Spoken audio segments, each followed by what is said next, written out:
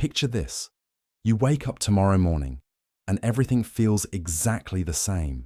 Your coffee tastes familiar, the news carries its usual weight of chaos and hope, and the people around you move through their routines with the same mixture of purpose and confusion they always have. But somewhere in the back of your mind, a question begins to form. Not a dramatic question that demands immediate answers, but the kind that settles quietly into your thoughts and refuses to leave. It's the sort of question that makes you pause while brushing your teeth, or stare a little longer at the sky during your commute. The kind that transforms ordinary moments into something that feels almost deliberate, as if they were arranged specifically for you to notice. And once this question takes root, the world around you starts to look different. Not obviously different, but subtly, persistently different. The question is simple enough to say out loud, yet complex enough to reshape how you see almost everything around you. It's a question that has quietly haunted philosophers, scientists, and ordinary people for centuries, though most have been too polite or too practical to voice it directly. Tonight, we're going to explore that question together, not to find a definitive answer, because some questions aren't meant to be live solved as much as they're with, but to see what happens when we let ourselves consider possibilities that exist just outside the boundaries of what we typically allow ourselves to think about. Before we begin this journey, I'm curious about something. Where are you right now as you're watching this? Are you somewhere familiar, or are you in a place you've never been before? Is it day or night where you are? The world is vast, filled with people experiencing this same moment from completely different vantage points, yet here we are, somehow arriving in the same space together. If you find this kind of thoughtful exploration compelling, if it's the sort of conversation that draws you in rather than pushing you away, I'd appreciate it if you'd let me know by giving this video a like. And if you're interested in more content like this, content that asks questions rather than simply providing answers, consider subscribing. That helps this small corner of the internet find others who might be looking for the same kind of quiet contemplation. Now, let's step into that question together. Because once we do, I suspect you'll find it difficult to step back out. The question isn't about conspiracy theories or hidden agendas. It's not about secret societies or alien overlords pulling strings from behind cosmic curtains. It's more fundamental than that, and perhaps more unsettling because of its simplicity. Imagine for a moment that everything you've experienced, everything humanity has built and destroyed and rebuilt, every triumph and tragedy in our collective story has been unfolding according to some kind of design. Not a rigid script where every word is predetermined, but something more like an examination, a comprehensive evaluation that's been running for as long as conscious beings have walked this planet. The conditions would need to be precise, not so easy that the results would be meaningless, but not so difficult that failure would be inevitable. The environment would need to provide just enough stability to allow complex life to develop, but just enough chaos to ensure that survival and progress require constant adaptation. The participants would need to be capable of choice, of growth, of both cooperation and conflict, so that their responses would reveal something meaningful about their nature. When you start thinking this way, the world begins to look suspiciously well calibrated for exactly this kind of evaluation. Consider the delicate balance that allows life to exist here at all. We orbit our star at just the right distance to maintain liquid water. Our planet has just the right mass to hold an atmosphere without crushing everything beneath it. The moon sits at just the right distance to create tides without causing catastrophic flooding. The magnetic field deflects just enough cosmic radiation to protect us without interfering with the natural processes that drive evolution. These aren't accidents that had to happen. They're conditions that could have been set deliberately. Parameters chosen to create an environment where intelligent life could emerge and face challenges that would reveal its true character. In this framework, Earth isn't just a fortunate accident floating in an indifferent universe. It's a carefully constructed stage. But if this is some kind of examination, what exactly is being measured? The answer might be more complex than we assume. It could be about individual character, the choices each person makes when faced with moral dilemmas, moments of crisis, or opportunities to help others.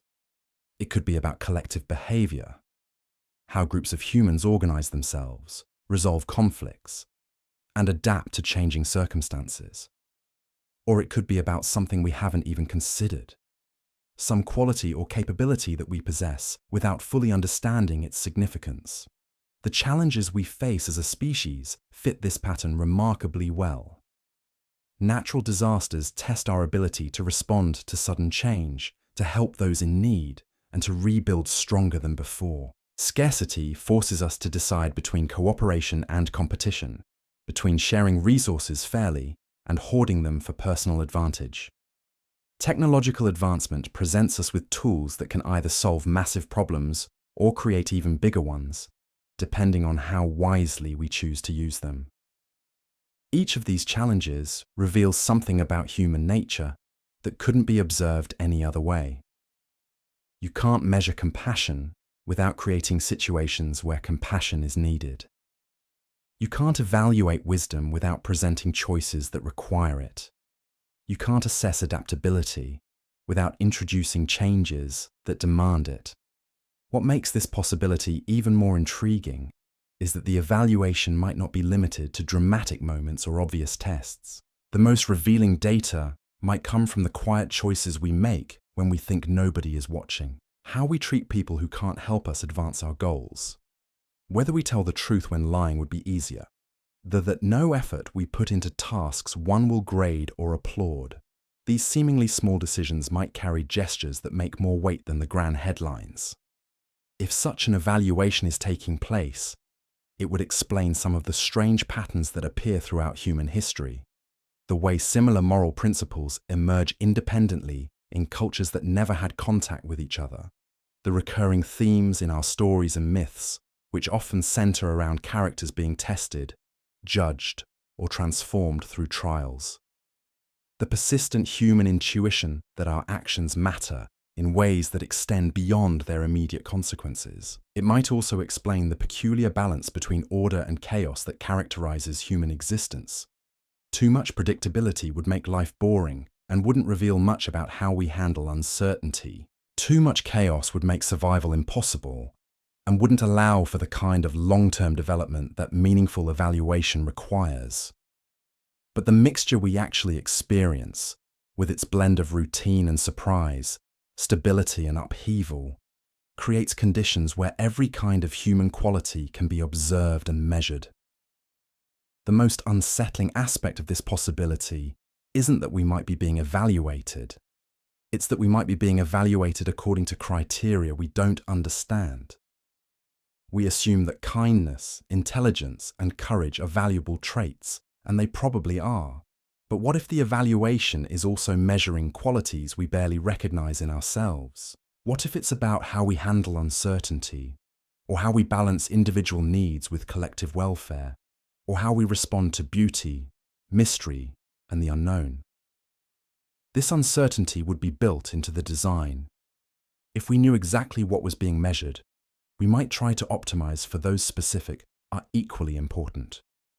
By qualities while neglecting others that keeping the criteria hidden, the evaluation ensures that we develop as complete beings rather than gaming the system. The evaluators, whoever or whatever they might be, would need to remain largely invisible to avoid contaminating the results. Their presence might be hinted at through patterns and coincidences that some people notice and others dismiss, but never proven definitively. Just enough mystery to keep the possibility alive in our collective imagination, but never enough certainty to transform speculation into knowledge. This would explain why evidence for such an evaluation always seems to exist just at the edge of perception, why some people feel strongly that life has a purpose beyond survival and reproduction, while others see nothing but random chance and natural selection. Both perspectives could coexist, because both serve the purposes of the evaluation. Those who sense a larger meaning might strive harder to live up to unknown standards, while those who see only randomness might reveal different aspects of human nature through their responses to what they perceive as an indifferent universe. The timeline of such an evaluation would need to be vast, spanning not just individual lifetimes but the entire arc of human civilization. What looks like progress and setbacks from our perspective might be the natural rhythm of a long-term assessment, with each generation building on the lessons learned by those before, while facing new challenges designed to reveal new capabilities. The implications of this extended timeframe are staggering. If humanity is indeed undergoing some form of comprehensive evaluation, then every major turning point in our history might represent a different phase of the examination. The development of agriculture, which allowed us to move beyond hunter-gatherer societies, could have been the first test of our ability to plan for the future and work together on larger scales. The rise of cities might have measured our capacity for complex social organization and the management of diverse populations living in close proximity. The emergence of writing systems would have tested our drive to preserve and transmit knowledge across generations, while the development of trade networks could have evaluated our willingness to cooperate with strangers for mutual benefit. Each technological breakthrough, from the wheel to the printing press to the internet, might have been less about human ingenuity and more about our readiness to handle increasingly powerful tools responsibly. Wars and conflicts, rather than being mere failures of diplomacy or resources, could represent stress tests designed to reveal how we behave when cooperation breaks down. Do we find ways to limit destruction and protect the innocent? Or do we escalate toward total annihilation? Do we learn from our mistakes and build better systems to prevent future conflicts? Or do we repeat the same patterns endlessly? The great philosophical and religious movements throughout history might also fit this pattern. The emergence of ethical systems that emphasize compassion, justice, and personal responsibility could be responses to challenges specifically designed to elicit moral reasoning. When faced with questions about how to treat others, how to organize society, and what constitutes a meaningful life, humans consistently develop remarkably similar answers despite vastly different cultural contexts. This consistency across cultures and centuries suggests either a shared biological foundation for morality or exposure to similar testing conditions that naturally lead to comparable conclusions. If the latter is true, then our moral evolution isn't just a byproduct of social development, but a central focus of whatever evaluation might be taking place. The acceleration of change in recent centuries adds another layer to this possibility. The Industrial Revolution, the Scientific Revolution, and the Information Revolution have compressed what once took millennia into mere decades. This acceleration could indicate that we're approaching a critical phase of the evaluation, where our responses are being measured more intensively because we're nearing some kind of threshold. Think about the challenges we face today. Climate change tests our ability to act collectively on long-term problems that require immediate sacrifices for future benefits. Nuclear weapons test our restraint when we possess the power to destroy ourselves completely. Global communication networks test our capacity to share information responsibly and maintain social cohesion despite unprecedented diversity of viewpoints. Each of these challenges has emerged precisely when our technological capabilities have advanced enough to make them relevant. It's as if the difficulty level has been calibrated to match our growing abilities, ensuring that we're always operating near the limits of what we can handle. This timing seems too precise to be coincidental. The evaluators, if they exist, would need to be extraordinarily patient. Human civilization has existed for only a tiny fraction of cosmic time, yet, from our perspective, it represents the entirety of recorded history. An intelligence capable of designing and monitoring such an evaluation would need to think in timescales that dwarf human comprehension, watching the rise and fall of entire civilizations as we might observe the changing seasons. This patience might explain why intervention, if it occurs at all, appears to be minimal and subtle. Direct interference would contaminate the results by removing our agency and responsibility. Instead, the evaluation might work through natural processes, coincidences, and the gradual unfolding of consequences from our own choices. What we interpret as luck, fate, or natural law might actually be the mechanism through which our responses are observed and recorded. The question of individual versus collective evaluation becomes crucial here. Are we being judged as separate beings, each responsible only for our own choices and development? Or are we being assessed as a species, with individual actions contributing to an overall score that determines humanity's fate as a whole? The answer might be both. Individual development could be important for its own sake, while also contributing to collective progress. A person who chooses kindness over cruelty, truth over deception, or courage over cowardice might be advancing their own standing, while simultaneously raising the average for everyone. This would create a system where personal growth and social responsibility align naturally, where the best individual choices also serve the greater good. This dual structure would explain why moral teachings throughout history emphasize both personal virtue and social obligation. It's not enough to be good in isolation. We're called to contribute to the welfare of others and the improvement of society. At the same time, we can't simply hide behind collective responsibility. Each person must develop their own character and make their own choices. The interconnectedness of modern life amplifies this dynamic. A single decision can now ripple across the globe in ways that would have been impossible in earlier eras.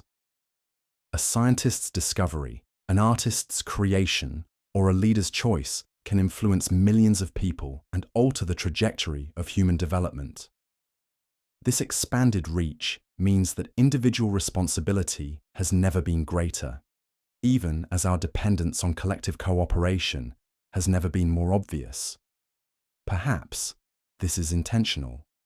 As we've developed the technology to communicate instantly across vast distances and to affect each other's lives in unprecedented ways, we've also been forced to grapple with moral questions on a scale our ancestors never imagined. The evaluation might be designed to escalate along with our capabilities, ensuring that we're always facing challenges that push us toward growth rather than allowing us to rest on past achievements. The criteria for success in such an evaluation would likely be multidimensional. Raw intelligence might be less important than wisdom, the ability to use knowledge responsibly and for beneficial purposes. Technological advancement might matter less than the capacity to manage that advancement without destroying ourselves or others. Individual achievement might be valued less than the ability to lift others up and create conditions where everyone can flourish. These priorities would explain some of the apparent contradictions in human progress. Why technological societies sometimes become less happy despite material abundance. Why highly educated populations can still make destructive choices. Why periods of great scientific advancement often coincide with periods of great moral questioning. If the evaluation prioritizes character over capability, then these patterns make perfect sense. The possibility that we're being evaluated also reframes the concept of failure. In human terms, we often think of failure as the end of opportunity, the closing of possibilities. But in a comprehensive evaluation designed to promote growth, failure might simply be information, data about what doesn't work, what needs to be adjusted, what requires different approaches. This perspective would make setbacks and mistakes not just tolerable, but necessary. A species that never failed at anything might never develop resilience, creativity, or the humility that comes from recognizing limitations. The evaluators, if they exist, might actually be looking for evidence that we can learn from failure rather than simply avoiding it. The question then becomes not whether we'll face challenges and setbacks, those seem to be built into the structure of existence, but how we'll respond to them. Will we adapt and grow stronger, or will we become rigid and defensive? Will we use difficulties as opportunities to develop new capabilities? Or will we retreat into familiar patterns that no longer serve us? Human history suggests we're capable of both responses, often simultaneously. Some groups and individuals rise to meet challenges with innovation and courage, while others succumb to fear and hostility. This variation might be exactly what the evaluation is designed to reveal, not just our average capabilities, but the full spectrum of human potential under pressure. If this framework is accurate, then we're not just passive subjects being observed from a distance. We're active participants in shaping the outcome through every choice we make, every problem we solve, every relationship we build or destroy. The evaluation isn't something that happens to us. It's something we create through our responses to the conditions we encounter. This realization transforms the question from, "Are we being tested?" to "How are we performing?" And that's a question each of us can begin to answer by looking honestly at our own choices, our own growth, and our own contributions to the larger human story that continues to unfold around us. The implications run deeper when you consider that this evaluation might not follow the timeline we imagine. While we think in terms of decades and centuries, measuring progress through technological advancement and social change, the actual assessment could operate on entirely different scales. What seems like rapid progress to us might represent the smallest increment of measurement to observers working with cosmic timelines. Consider how we evaluate other forms of life. When scientists study bacterial colonies, they compress weeks of bacterial generations into brief observations. When they study geological formations, they expand their perspective to encompass millions of years as if they were moments. If we're being evaluated, the observers might be operating from a temporal vantage point that makes our entire recorded history feel like a single day in a longer experiment. This temporal disconnect could explain why certain patterns in human behavior seem to repeat regardless of technological advancement. We develop more sophisticated weapons, but we still wage war for the same fundamental reasons our ancestors did. We create global communication networks, yet we still struggle with the same interpersonal conflicts that have challenged humans for millennia. Perhaps these recurring themes aren't bugs in human nature, but features being specifically measured. The technology we develop might be less important than how we choose to use it. Every tool we create becomes a test of our wisdom and restraint. Fire gave us the power to transform our environment, but also the ability to destroy it. Writing allowed us to preserve knowledge across generations, but also to spread misinformation and propaganda. Nuclear energy offered unprecedented power sources alongside the threat of unprecedented destruction. Each innovation arrives like a new question on the examination. Will we use this responsibly? Can we balance benefit with risk? Do we consider long-term consequences or focus only on immediate advantages? The pattern suggests that we're not being tested on our ability to create these tools, but on our judgment in wielding them once they exist. The timing of these technological leaps also seems calibrated to our social development. Major breakthroughs often arrive precisely when we're ready to grapple with their implications, but not so ready that we can handle them without growth and struggle. It's as if the difficulty is being adjusted in real time to keep us operating at the edge of our capabilities without pushing us over the cliff into self-destruction. This dynamic balance appears in smaller scales too. Personal challenges often arrive when we're developed enough to handle them, but still need to stretch beyond our current limits. Professional opportunities appear when we've acquired the necessary skills, but still need to prove we can apply them under pressure. Relationships enter our lives when we're capable of connection, but still need to learn new forms of vulnerability and trust. If this pattern extends across all levels of existence, from individual lives to the trajectory of civilization itself, it suggests a sophisticated understanding of how growth occurs. Too little challenge leads to stagnation. Too much challenge leads to breakdown. The optimal path requires constant recalibration, keeping us in that narrow band where we're pushed to develop without being overwhelmed by forces we can't manage. The evaluators would need to understand not just our current capabilities, but our potential for development. They would need to predict how we might respond to various scenarios and adjust conditions accordingly. This requires a level of insight into human nature that goes far beyond simple observation. It suggests either an intelligence that has studied countless species through similar evaluations, or one that understands consciousness itself at a fundamental level. This brings up uncomfortable questions about free will and manipulation. If the conditions of our existence are being adjusted to produce specific responses, how much of our behavior is truly our own? Are we making genuine choices or simply following patterns that have been engineered to elicit certain outcomes?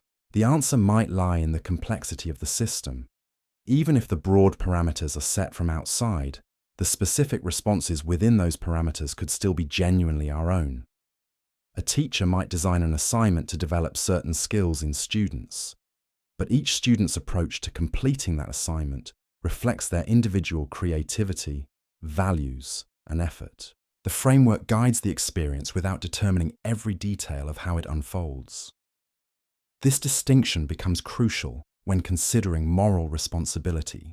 If we're operating within designed parameters, but still making genuine choices within those constraints, then we remain accountable for our decisions, even if the context was arranged by others. The person who chooses kindness when cruelty would be easier is still choosing kindness, regardless of whether the situation was deliberately created to test that choice. The evaluation might be designed to reveal not just what we do, but who we become through doing it. Character development requires practice, and practice requires situations that challenge our existing habits and assumptions. If the goal is to measure growth, rather than just current state, then the evaluation would need to provide opportunities for that growth to occur.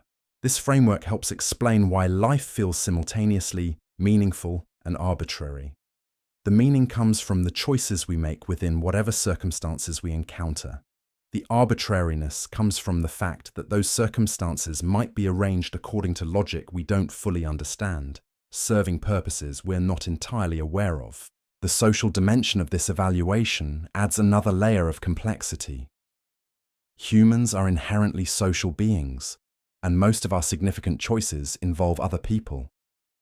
How we treat family members, friends, strangers, and even enemies reveals aspects of our character that solitary existence could never expose. The evaluation would need to account for these interactions, measuring not just individual development, but the quality of relationships and communities we create together. This social component might explain why cooperation and conflict appear to be built into the structure of human existence. We need both to reveal our full range of capabilities. Cooperation shows our capacity for trust, empathy, and shared purpose. Conflict reveals how we handle disagreement, competition, and the temptation to harm others for personal gain. Neither alone would provide a complete picture of human nature. The balance between these forces seems to shift over time in ways that keep both relevant. Periods of relative peace allow for the development of complex social structures and cultural achievements. Periods of conflict test the resilience of those structures and force innovation in response to crisis. The alternation between these states might be as carefully orchestrated as the individual challenges we face in our personal lives. The global nature of modern civilization adds unprecedented complexity to this dynamic. For the first time in human history, the actions of any individual or group can potentially affect everyone else on the planet. This interconnectedness creates new forms of both cooperation and conflict, along with new moral responsibilities that our ancestors never had to consider. If the evaluation is designed to assess our readiness for some next stage of existence, this global interconnectedness might be a crucial threshold we need to cross successfully. Can we learn to think and act as a species, while still preserving the diversity and individual agency that make us human? Can we solve problems that require global coordination without creating oppressive systems that crush local autonomy and creativity? These questions become more urgent as our technological capabilities continue to expand. We're rapidly approaching the point where we'll need to make decisions that will affect not just our own generation, but potentially all future generations. Climate change, artificial intelligence, genetic engineering, space exploration. Each of these areas presents choices that could fundamentally alter the trajectory of human development. The timing of these capabilities emerging simultaneously might not be coincidental.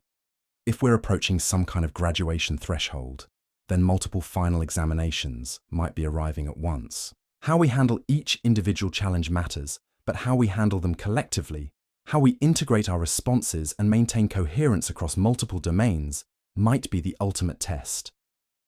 The possibility that we're nearing such a threshold brings both excitement and anxiety.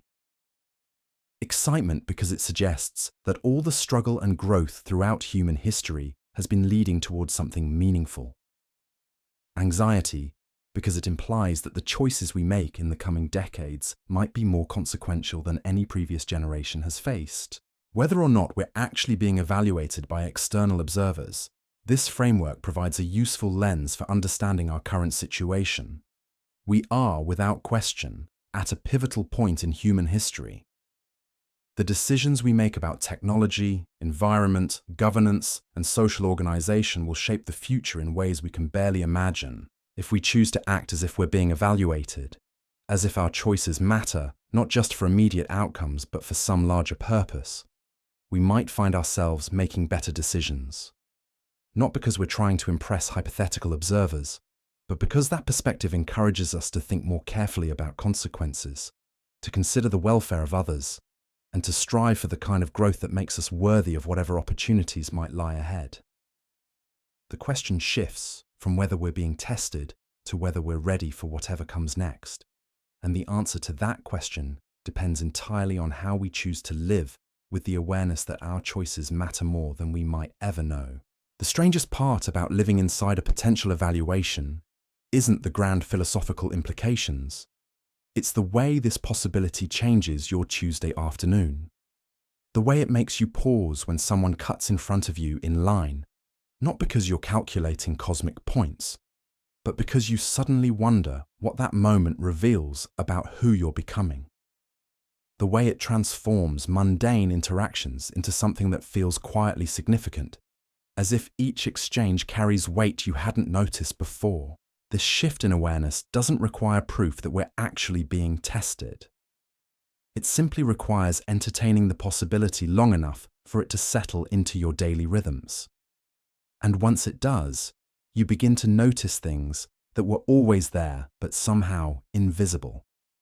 The precise timing of certain encounters, the way challenges seem to escalate just as you develop the capacity to handle them, the uncanny frequency with which lessons repeat until you finally understand them.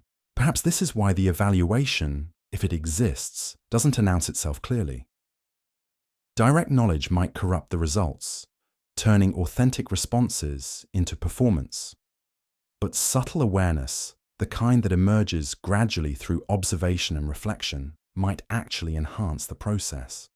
It could encourage more thoughtful choices without completely eliminating spontaneity. The people who seem most attuned to this possibility often describe a particular kind of attention, not paranoia or constant self-monitoring, but a gentle awareness that their actions ripple outward in ways they can't fully track. They make decisions with a broader sense of consequence, not because they fear judgment, but because they've developed an intuitive understanding that everything connects to everything else in ways too complex to fully map. This perspective appears across cultures and throughout history, though it takes different forms. Some frame it religiously, believing in divine observation and ultimate accountability. Others approach it philosophically, seeing life as an opportunity to develop character through practice. Still others think of it scientifically, understanding behavior as data that contributes to the larger human experiment. The specific framework matters less than the underlying recognition that individual choices aggregate into collective outcomes. Whether those outcomes are being measured by external observers or simply unfolding according to natural law, the practical implications remain similar. We're participants in something larger than ourselves, and our participation matters. This recognition becomes particularly relevant when we consider the accelerating pace of change in human civilization. The challenges we face today require both individual wisdom and collective coordination on scales our ancestors never imagined. Climate disruption, technological transformation, global interconnection. Each of these developments creates new categories of choice that previous generations never had to navigate. The timing feels significant. Just as our individual actions gain unprecedented reach through technology and global connection, we're forced to grapple with moral questions that affect millions of people across vast distances. A social media post can influence elections. An investment decision can alter ecosystems. A scientific discovery can reshape entire industries. The evaluation, if it exists, might be intensifying precisely because our capacity for both positive and negative impact has expanded exponentially. Consider artificial intelligence, perhaps the most consequential technology humans have ever developed. The choices we make about how to create, deploy, and govern AI systems will likely determine whether this technology becomes humanity's greatest tool or its final mistake. These aren't just technical decisions made by programmers and engineers. They're moral and social choices that every informed citizen needs to participate in making.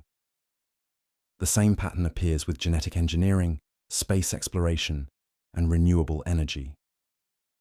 Each field presents options that could fundamentally alter human existence, and each requires not just scientific expertise, but wisdom about what kinds of changes we actually want to pursue. The technical capabilities are advancing faster than our collective wisdom about how to use them responsibly. If we're being evaluated, this mismatch between capability and wisdom might be precisely what's being measured. Can we develop the judgment to match our power? Can we learn to think in timescales that match the consequences of our actions? Can we balance individual freedom with collective responsibility when the stakes are higher than they've ever been? The pressure of these questions reveals something important about human nature. We're capable of remarkable foresight when we choose to exercise it, but we're also prone to short-sighted thinking when immediate concerns dominate our attention. We can cooperate brilliantly when we recognize shared interests, but we can also fragment into competing factions when we focus on differences rather than commonalities. These tendencies might be exactly what the evaluation is designed to reveal. Not our capacity for perfection, which humans have never possessed, but our ability to recognize important patterns and adjust our behavior accordingly. Can we learn from mistakes quickly enough to avoid catastrophic ones? Can we extend our natural empathy beyond immediate family and community to include strangers and future generations? Can we maintain hope and curiosity in the face of uncertainty and complexity? The answers emerge through practice, through the accumulation of countless individual choices that collectively determine which direction we move as a species. Every person who chooses cooperation over competition, long-term thinking over short-term gain, truth over convenient fiction, contributes to an outcome that none of us can control individually, but all of us help create together. This shared responsibility creates an interesting dynamic. Even if some people remain unaware of any larger evaluation, their choices still contribute to the collective result. Someone who acts with integrity simply because it feels right is participating just as meaningfully as someone who consciously believes their actions are being measured against cosmic standards. The outcome depends on the quality of choices, not the specific motivations behind them. This suggests that awareness of the potential evaluation might be distributed unevenly by design. Some people seem naturally drawn to questions about purpose and meaning, while others focus primarily on immediate practical concerns. Both approaches contribute something valuable. Those who think about larger patterns help maintain perspective and direction. Those who concentrate on daily realities ensure that abstract ideals get translated into concrete actions. The balance between these orientations might shift over time as circumstances change. Periods of stability might favor practical focus, while periods of transition might require more attention to broader patterns and possibilities. If we're currently in a period of accelerating transition, it would make sense that more people are becoming aware of questions about purpose and evaluation. This growing awareness doesn't necessarily make life easier. In some ways, it adds complexity to decisions that might otherwise feel straightforward. When you believe your choices matter only for immediate outcomes, you can optimize for efficiency, pleasure, or personal advantage without much internal conflict. When you suspect they might matter for purposes you don't fully understand, every decision becomes more layered and nuanced. But this complexity might be valuable rather than burdensome. It encourages deeper thinking about consequences, more consideration of other people's welfare, and greater attention to long-term patterns rather than short-term fluctuations. It promotes the kind of wisdom that humans need to navigate successfully through periods of rapid change and high uncertainty. The development of this wisdom appears to be an ongoing process rather than a destination. Each generation faces new challenges that require fresh applications of timeless principles. Each individual encounters situations that push them beyond familiar patterns and comfortable assumptions. The evaluation, if it exists, might be less about reaching a fixed standard and more about demonstrating continued growth and adaptation. This perspective reframes failure in interesting ways. Instead of being endpoints that close off possibilities, mistakes become information that guides future choices. A person or society that never failed at anything might actually be underperforming, playing too safely to discover their full capabilities. The goal wouldn't be to avoid all errors, but to learn from them quickly enough to prevent repetition of the most destructive ones. This learning process seems to operate at multiple scales simultaneously. Individuals learn from their personal experiences. Communities learn from their shared history. Nations learn from their interactions with other nations. Humanity as a whole learns from its collective successes and failures across generations. Each level of learning contributes to the others in ways that create complex feedback loops between personal development and social evolution. The interconnection between individual and collective learning might be another key element being evaluated. Can we develop systems that help people grow personally while also contributing to broader social progress? Can we balance individual autonomy with collective coordination? Can we maintain diversity of thought and approach while still moving generally in constructive directions? These questions become more urgent as our technological capabilities continue expanding. We're rapidly approaching the point where individual actions can have global consequences, where local decisions affect distant communities, where present choices determine future possibilities for generations we'll never meet. The evaluation might be measuring whether we can handle this expanded responsibility without losing our essential humanity. The challenge isn't just about making better individual choices. It's about creating systems and cultures that make better choices more likely and more sustainable. This requires attention to education, governance, economics, and social structures that shape how people interact with each other and with the larger world. It requires thinking about incentives, feedback mechanisms, and long-term consequences in ways that previous generations never had to consider. If we're being evaluated on our collective wisdom rather than just individual virtue, then the design of our social systems becomes as important as personal character development. How we organize ourselves, how we make decisions together, how we handle disagreement and conflict, all of these factors contribute to outcomes that affect everyone, regardless of their individual choices. This collective dimension adds layers of complexity that pure individualism can't address. Even people with excellent personal values can contribute to destructive outcomes if they're embedded in systems that channel in harmful their efforts' directions. Conversely, people with mixed motivations can contribute to beneficial outcomes if they're part of systems that align individual incentives with collective welfare. The evaluation might be measuring our ability to recognize these system-level dynamics and create institutions that bring out the best in human nature rather than the worst. This would require understanding not just what individuals should do, but what conditions make it easier for them to do it consistently over time. The question then becomes whether we're developing this kind of systemic wisdom quickly enough to handle the challenges we're creating for ourselves. The pace of technological change shows no signs of slowing, but the pace of social and institutional adaptation often lags far behind. This mismatch creates risks that could undermine even the best individual intentions. Perhaps this is where the evaluation becomes most critical. Not in measuring our current performance, but in determining whether we can learn and adapt fast enough to keep up with the consequences of our own capabilities. The answer will emerge through the choices we make individually and collectively in the years ahead. Choices that will reveal whether humanity is ready for whatever comes next in this ongoing examination of consciousness, cooperation, and wisdom under pressure.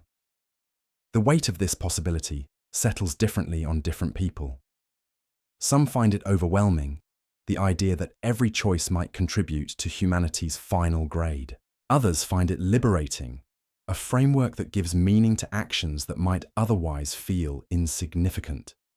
Most fall somewhere between these extremes, carrying the awareness lightly when it helps and setting it aside when it becomes burdensome. This flexibility might itself be part of what's being evaluated.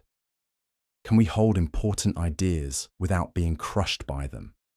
Can we take responsibility for our contributions without becoming paralyzed by the enormity of the task? Can we maintain hope and humor in the face of uncertainty about outcomes we can influence but not control?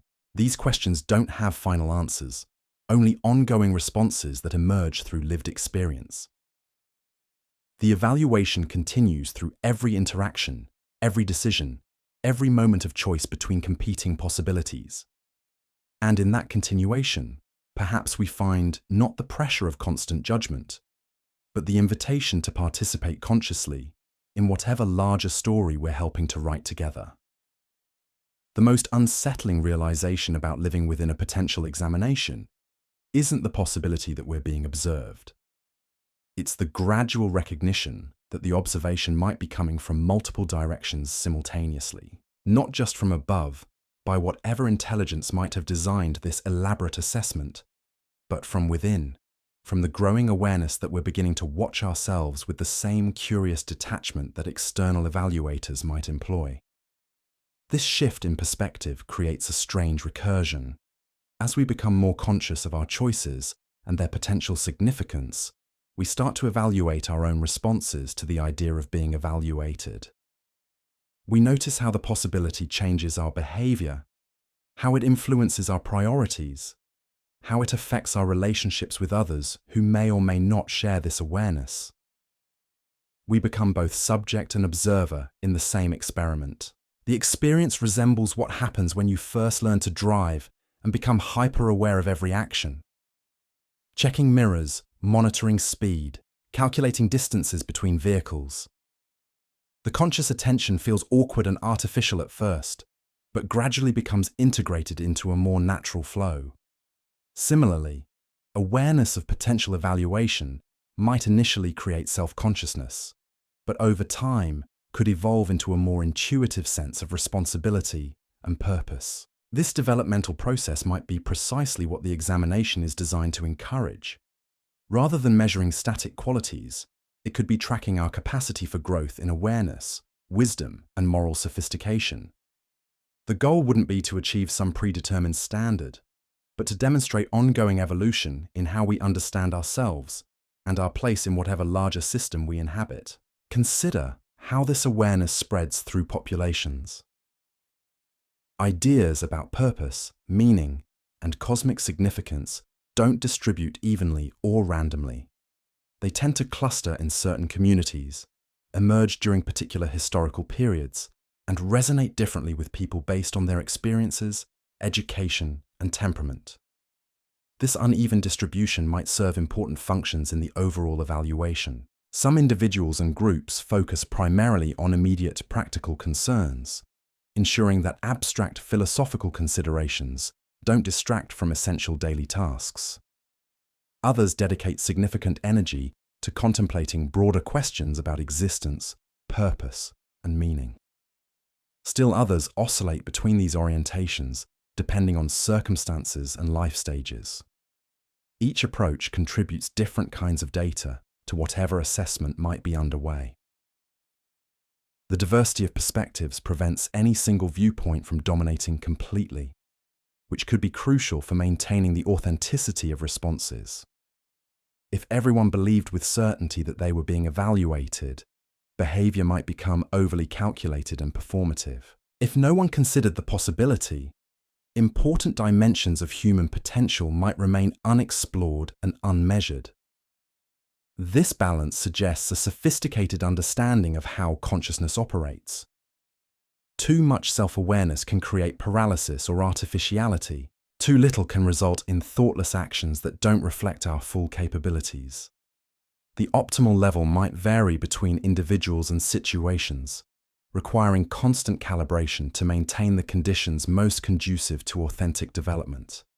The calibration appears to operate through multiple mechanisms. Some people encounter ideas about cosmic purpose through religious or philosophical traditions that have preserved these concepts for centuries. Others arrive at similar conclusions through scientific inquiry, artistic exploration, or personal experiences that suggest patterns too meaningful to dismiss as coincidence. Still others resist these ideas entirely, finding meaning in rejection of grand narratives and focus on immediate human concerns. Each pathway offers unique insights into different aspects of human nature. Religious approaches reveal how we respond to authority, tradition, and community-based meaning systems. Scientific approaches show how we handle uncertainty, evidence, and the gradual accumulation of knowledge. Artistic approaches illuminate our relationship with beauty, creativity, and non-rational forms of understanding. Skeptical approaches demonstrate our capacity for critical thinking and resistance to wishful thinking.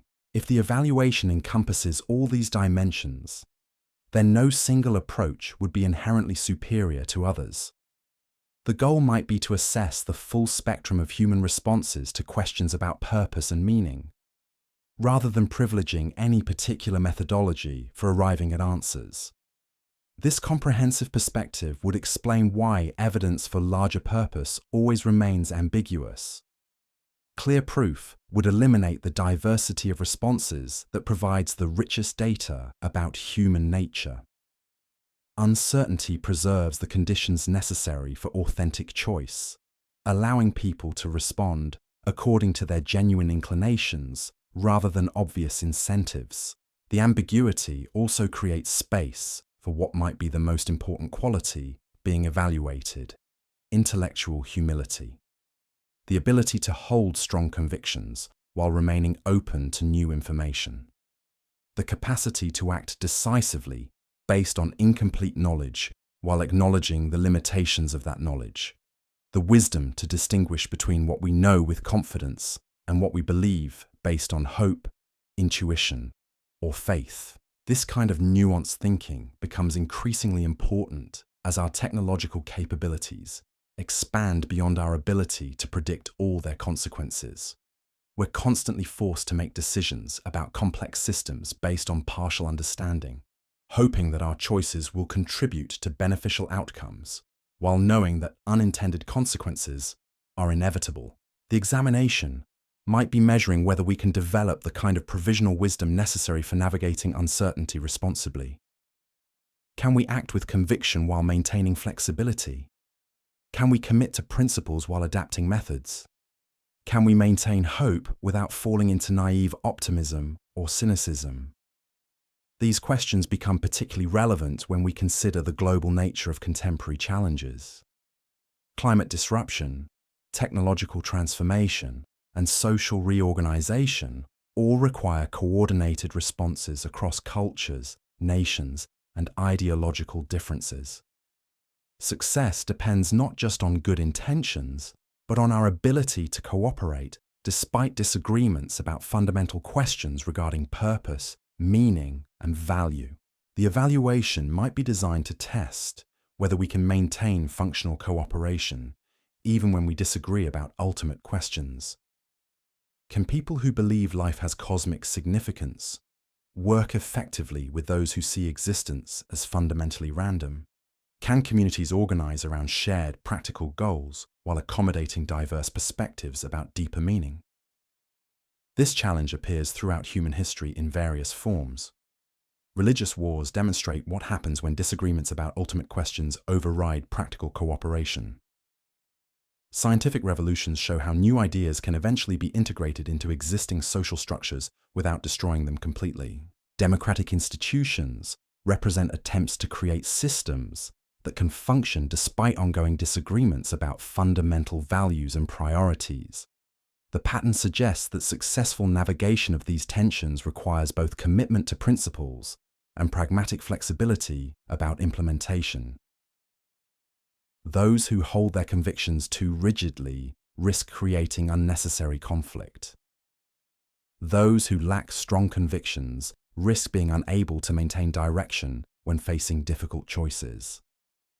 The balance point might shift depending on circumstances.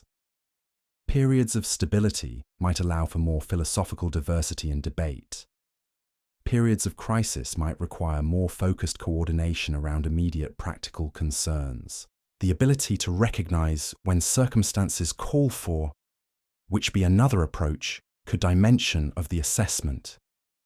This dynamic balance appears in individual lives as well as social systems.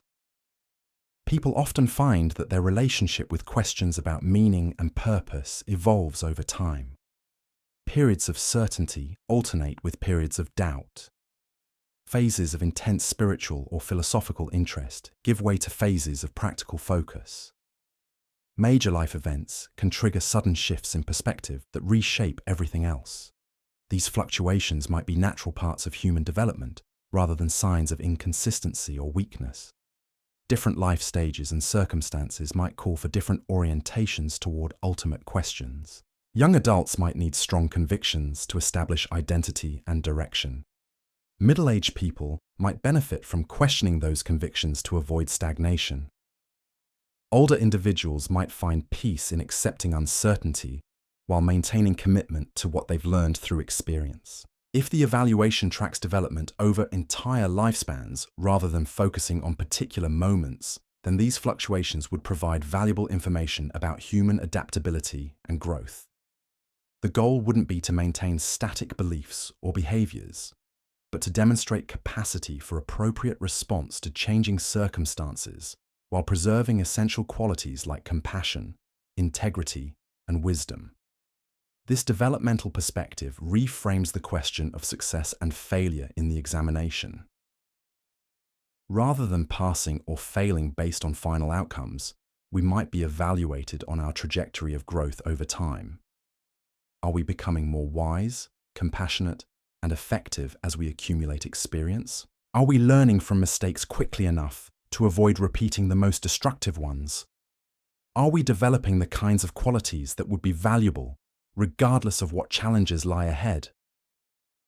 These questions can't be answered definitively at any particular moment. They require observation over extended periods to identify patterns and trends. This long-term perspective might explain why feedback about our performance remains subtle and indirect.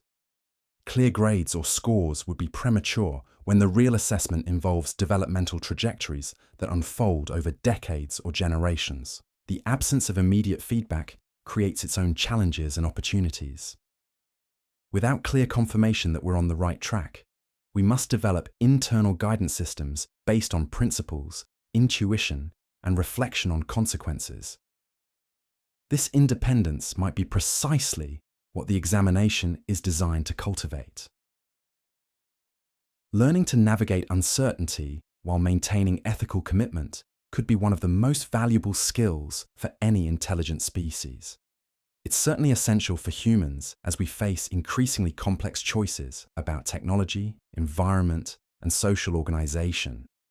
Whether or not we're being formally evaluated, the ability to make wise decisions with incomplete information will determine much about our future. The development of this capacity appears to require both individual growth and collective learning. Personal wisdom emerges through experience, reflection, and the gradual refinement of judgment through practice.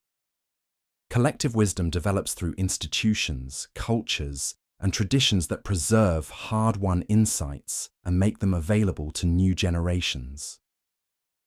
Both levels of learning seem to be accelerating in response to the pace of change in contemporary life. Individuals are forced to adapt more quickly to new circumstances and technologies. Societies are required to update laws, norms, and institutions at unprecedented rates. The examination, if it exists, might be measuring whether these acceleration processes enhance or undermine the development of genuine wisdom. The answer probably depends on how we manage the acceleration itself. Technology can overwhelm our capacity for thoughtful reflection, leading to reactive rather than responsive behavior. But it can also provide tools for enhanced learning, communication, and collaboration that support the development of both individual and collective wisdom. The key might be learning to use these tools consciously rather than being used by them unconsciously. This requires the kind of meta-awareness we've been discussing, the ability to step back from immediate circumstances and consider broader patterns and longer-term consequences.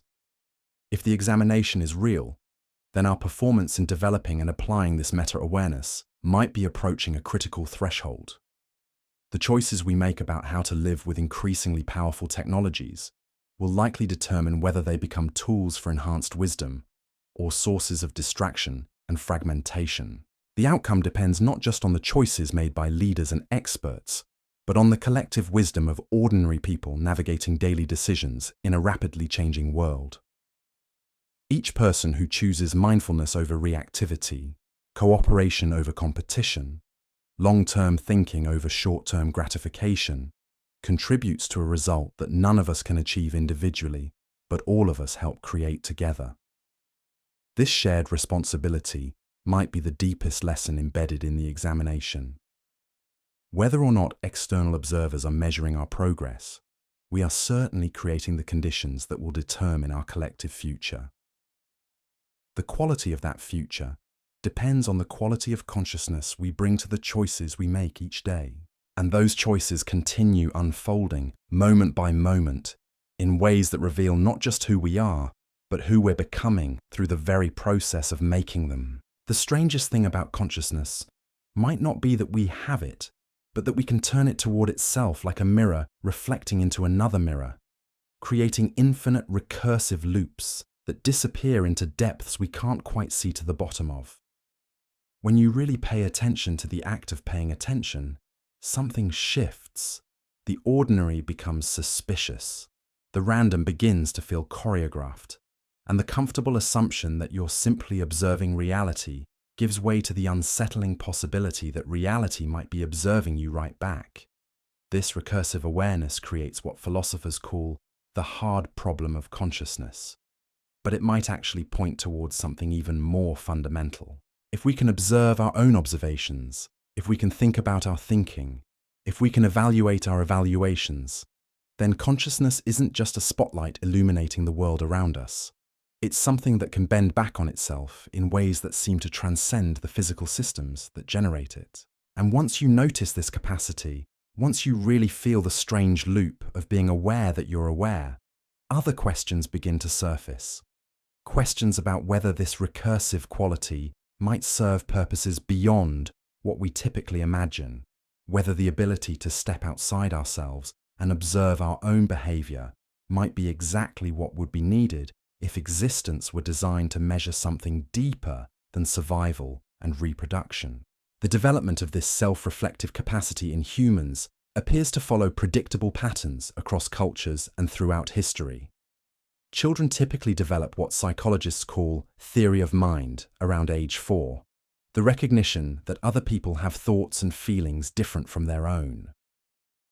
But the more sophisticated ability to observe your own mental processes usually emerges much later, often not until adolescence or early adulthood, and continues developing throughout life. This delayed timeline suggests that recursive consciousness might be an advanced feature rather than a basic requirement for functioning. You can navigate most daily activities without constantly monitoring your own thought processes. In fact, too much self-awareness can interfere with performance, creating the kind of paralysis that happens when a skilled athlete suddenly becomes conscious of every movement they normally execute automatically. But certain situations seem to demand this higher-order awareness. Moral dilemmas that require you to examine your own motivations. Creative challenges that need you to step outside habitual patterns of thinking. Leadership responsibilities that force you to consider how your behavior affects others. Complex decisions where the stakes are high and the outcomes uncertain. In each case, the ability to observe yourself from a kind of internal distance becomes crucial for navigating successfully. If existence functions as an examination, then these moments of required self-reflection might be some of its most important components. Not just testing what you do, but whether you can develop the awareness to understand why you do it, and whether those reasons align with principles you can defend under scrutiny. This creates an interesting paradox. The more conscious you become of potentially being evaluated, the more your behavior changes in response to that awareness. But the change itself becomes part of what's being observed. You can't step outside the system completely because the act of trying to step outside is still taking place within it. Consider what happens when you suddenly realize you might be making a bad impression in a social situation. The awareness changes how you act, but the change in behavior often makes you seem less natural, which can actually worsen the impression you're trying to improve. The recursive loop of self-consciousness can become self-defeating unless you learn to manage it skillfully. The same dynamic applies to moral behavior. People who become overly conscious of trying to be good sometimes become rigid and judgmental, so focused on following rules that they lose touch with the compassion those rules were meant to cultivate. The awareness of being potentially evaluated can lead to performance rather than genuine development, unless it's balanced with authentic commitment to growth for its own sake. This balance requires a particular kind of sophistication. You need enough self-awareness to recognize patterns in your behavior and make conscious choices about changing them. But you also need enough spontaneity to respond authentically to new situations rather than just following predetermined scripts about how good people should act. The development of this balance appears to be an ongoing process rather than a destination you reach and then maintain automatically. Different circumstances call for different mixtures of conscious control and natural response. High-stakes decisions might require careful deliberation about every factor you can identify. Intimate relationships might need more intuitive responsiveness to subtle emotional cues. Creative work often demands oscillation between analytical planning and receptive openness to unexpected possibilities. Learning to calibrate these different modes appropriately might be one of the most sophisticated skills humans can develop. It requires not just intelligence or good intentions, but practical wisdom about when to think and when to stop thinking, when to control and when to let go, when to follow principles, and when to adapt to circumstances that don't fit established categories. This kind of metacognitive flexibility becomes especially important in our current historical moment. The pace of technological and social change means that strategies that worked in the past might not apply to present challenges. The global interconnectedness of modern life means that decisions made in one context can have consequences in completely different domains.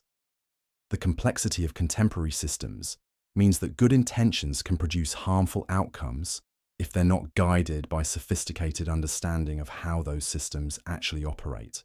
If we're being evaluated on our ability to navigate this complexity wisely, then simple rule following or even consistent virtue might not be sufficient. The assessment might focus more on adaptive intelligence, the capacity to learn from experience quickly enough to adjust behavior as circumstances change, while maintaining commitment to core values that provide stability and direction. This emphasis on adaptive intelligence would explain why human consciousness seems designed for continuous learning rather than fixed programming. Unlike most animals, whose behavior is largely determined by instinct and simple conditioning, humans remain cognitively plastic throughout their lives. We can form new habits, update our beliefs, develop new skills, and even fundamentally alter our personalities in response to changing circumstances or new understanding. This plasticity creates both opportunities and vulnerabilities. The same cognitive flexibility that allows for wisdom and growth also makes possible self-deception, rationalization, and the gradual erosion of important principles under pressure.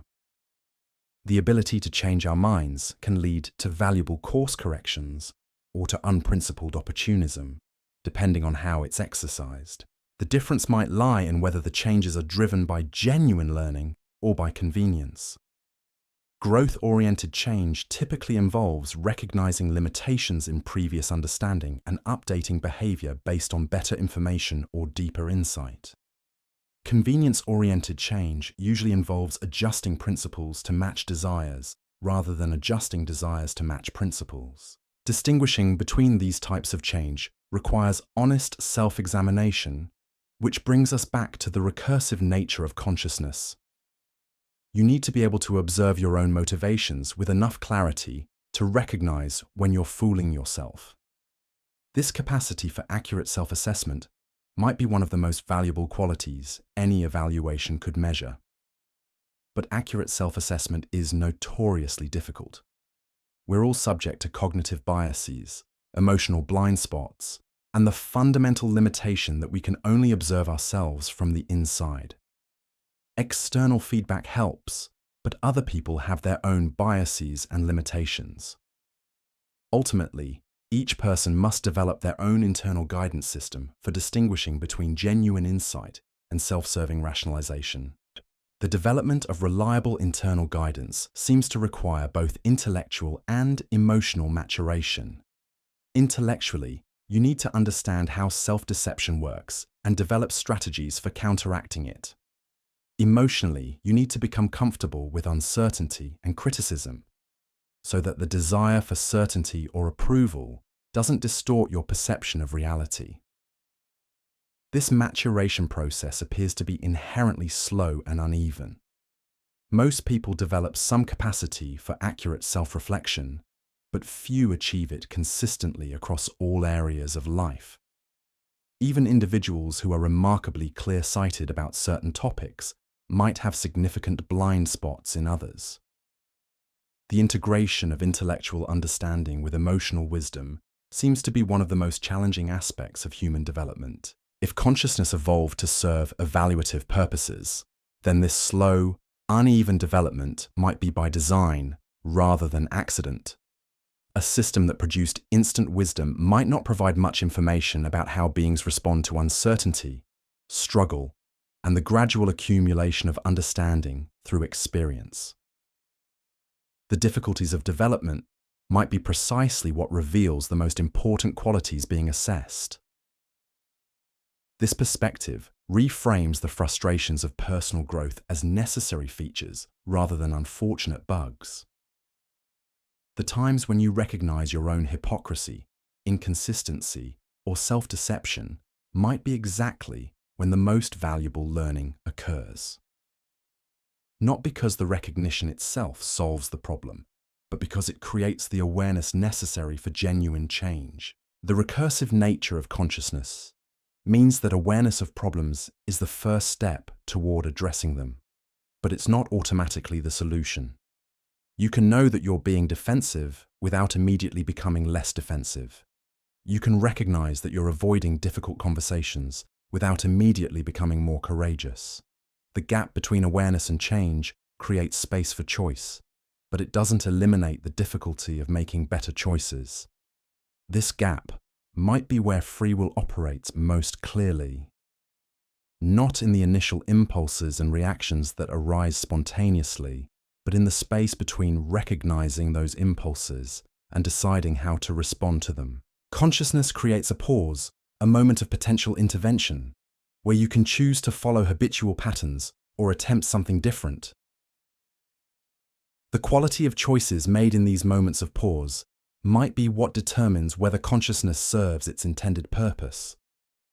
Whether that purpose involves external evaluation or simply the natural unfolding of awareness toward greater wisdom and compassion, the outcome depends on how skillfully we navigate the recursive loops of self-observation and self-direction. And those loops continue spinning, moment by moment, creating endless opportunities to discover not just what we think or feel, but what we do with that thinking and feeling as it emerges into the space where choice becomes possible and action becomes inevitable.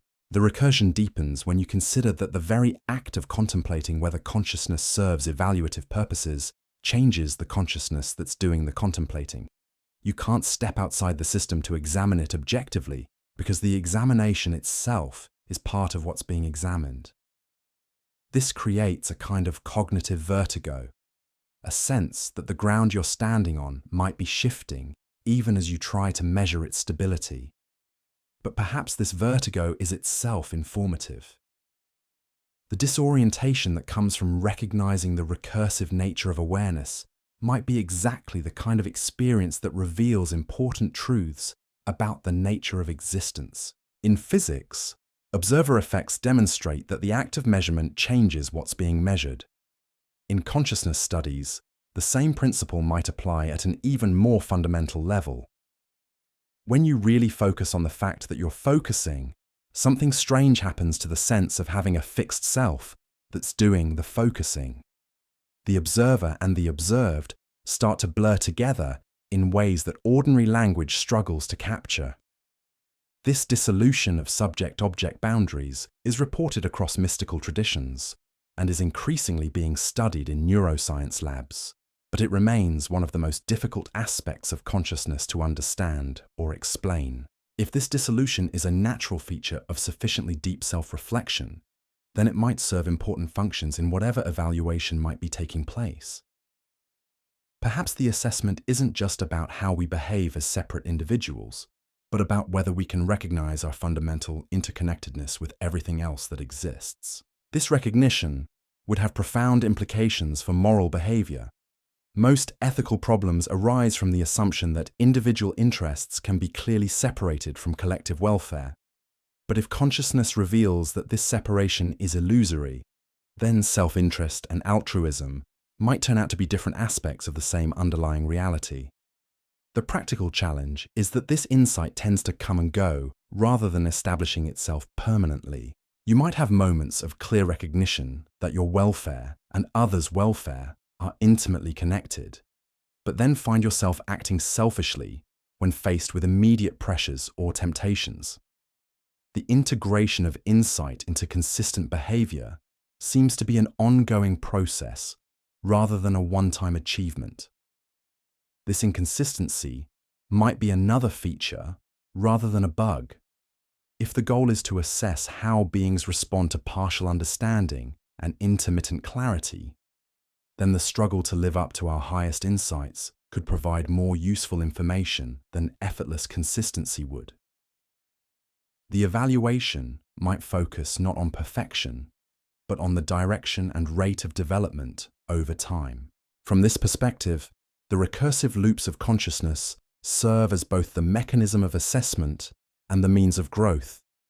Each cycle of self-observation and self-reflection creates opportunities for greater understanding and more skillful behavior. But it also creates opportunities for self-deception, rationalization, and the kind of narcissistic self-absorption that mistakes thinking about growth for actual growth. The difference between productive and counterproductive self-reflection might depend on the spirit in which it's undertaken. Reflection motivated by genuine curiosity about truth and commitment to improvement tends to generate insights that lead to behavioral change.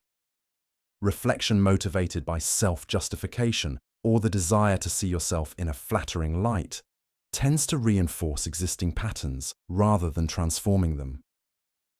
Learning to distinguish between these motive kind of honations requires the honesty that can be uncomfortable, but ultimately liberating. You have to be willing to discover rather not know, to acknowledge things about yourself in which you fall short of your own ideals, to recognize that much of what you call yourself might be constructed rather than discovered. This willingness to face uncomfortable truths about yourself might be one of the most important qualities being evaluated. Not because self-criticism is valuable in itself, but because accurate for genuine growth and wise self-assessment is necessary action. You can't improve what you won't acknowledge, and you can't make skillful choices based on inaccurate information about your own motivations and capabilities. The recursive nature of consciousness means that this self-assessment is always incomplete and provisional. You can never step fully outside yourself to achieve perfect objectivity, but you can develop greater skill at recognizing when you're likely, and accountability systems of feedback, to be deceiving yourself, and you can create inevitable blind spots. That help compensate for your development of these skills appears to accelerate when shared with others who are engaged in similar processes of self-examination and growth. Communities of practice around consciousness development create environments where individual blind spots can be illuminated through collective wisdom, where the recursive loops of self-reflection can be enriched by multiple perspectives and experiences.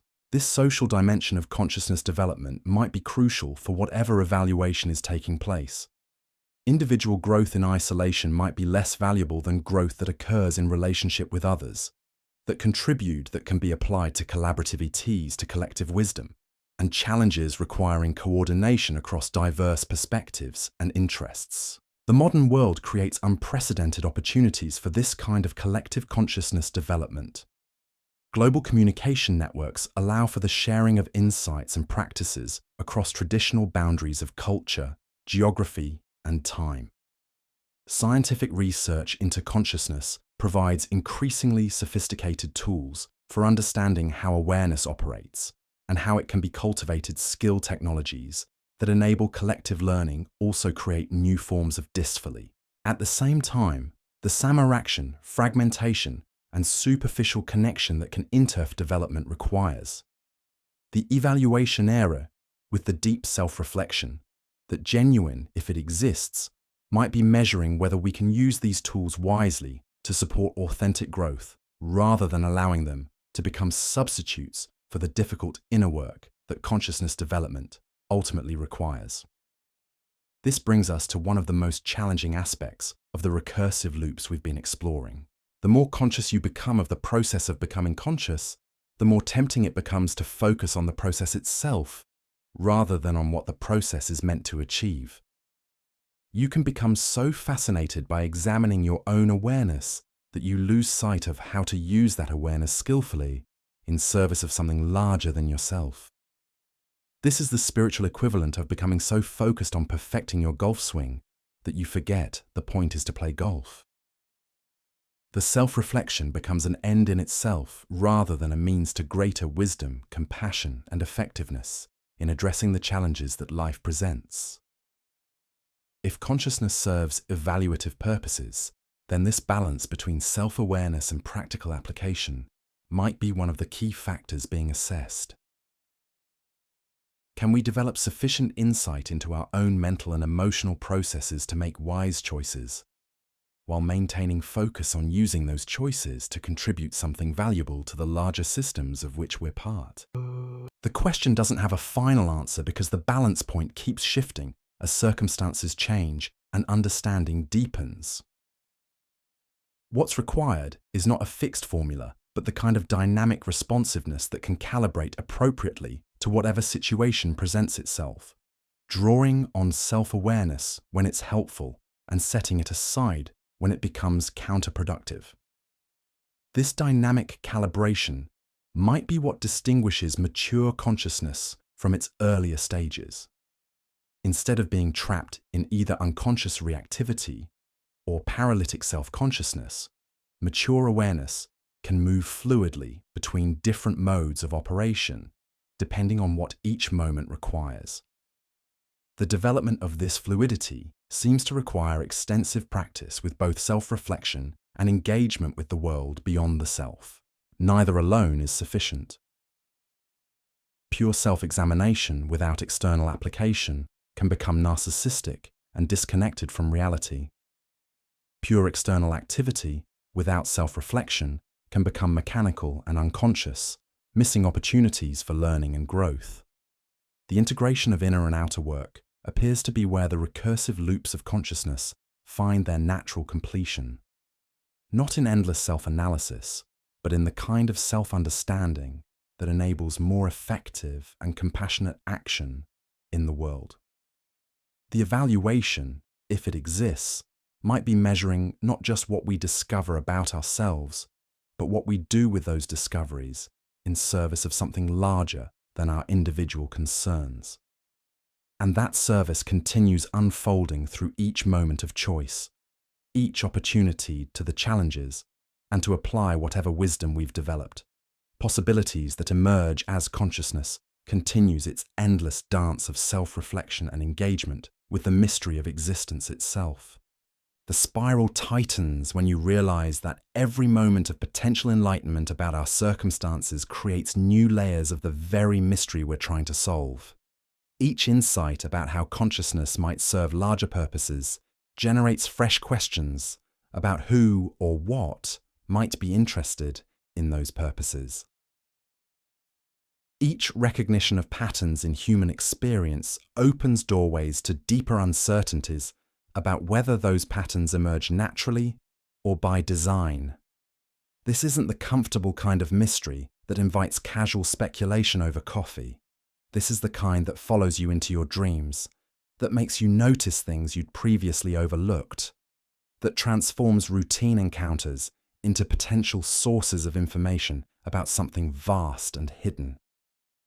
Once you've entertained the possibility that existence might function as an examination, the world begins to feel simultaneously more meaningful and more opaque. Consider what happens when you start paying attention to the timing of events in your life. The way certain opportunities appear precisely when you're ready to handle them, but not before. The way particular people enter your story at moments when their specific knowledge, perspective, or challenge seems most needed for your development.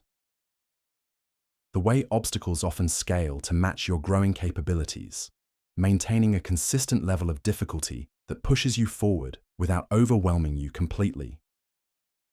From one perspective, these patterns represent nothing more than selective attention and retrospective meaning-making.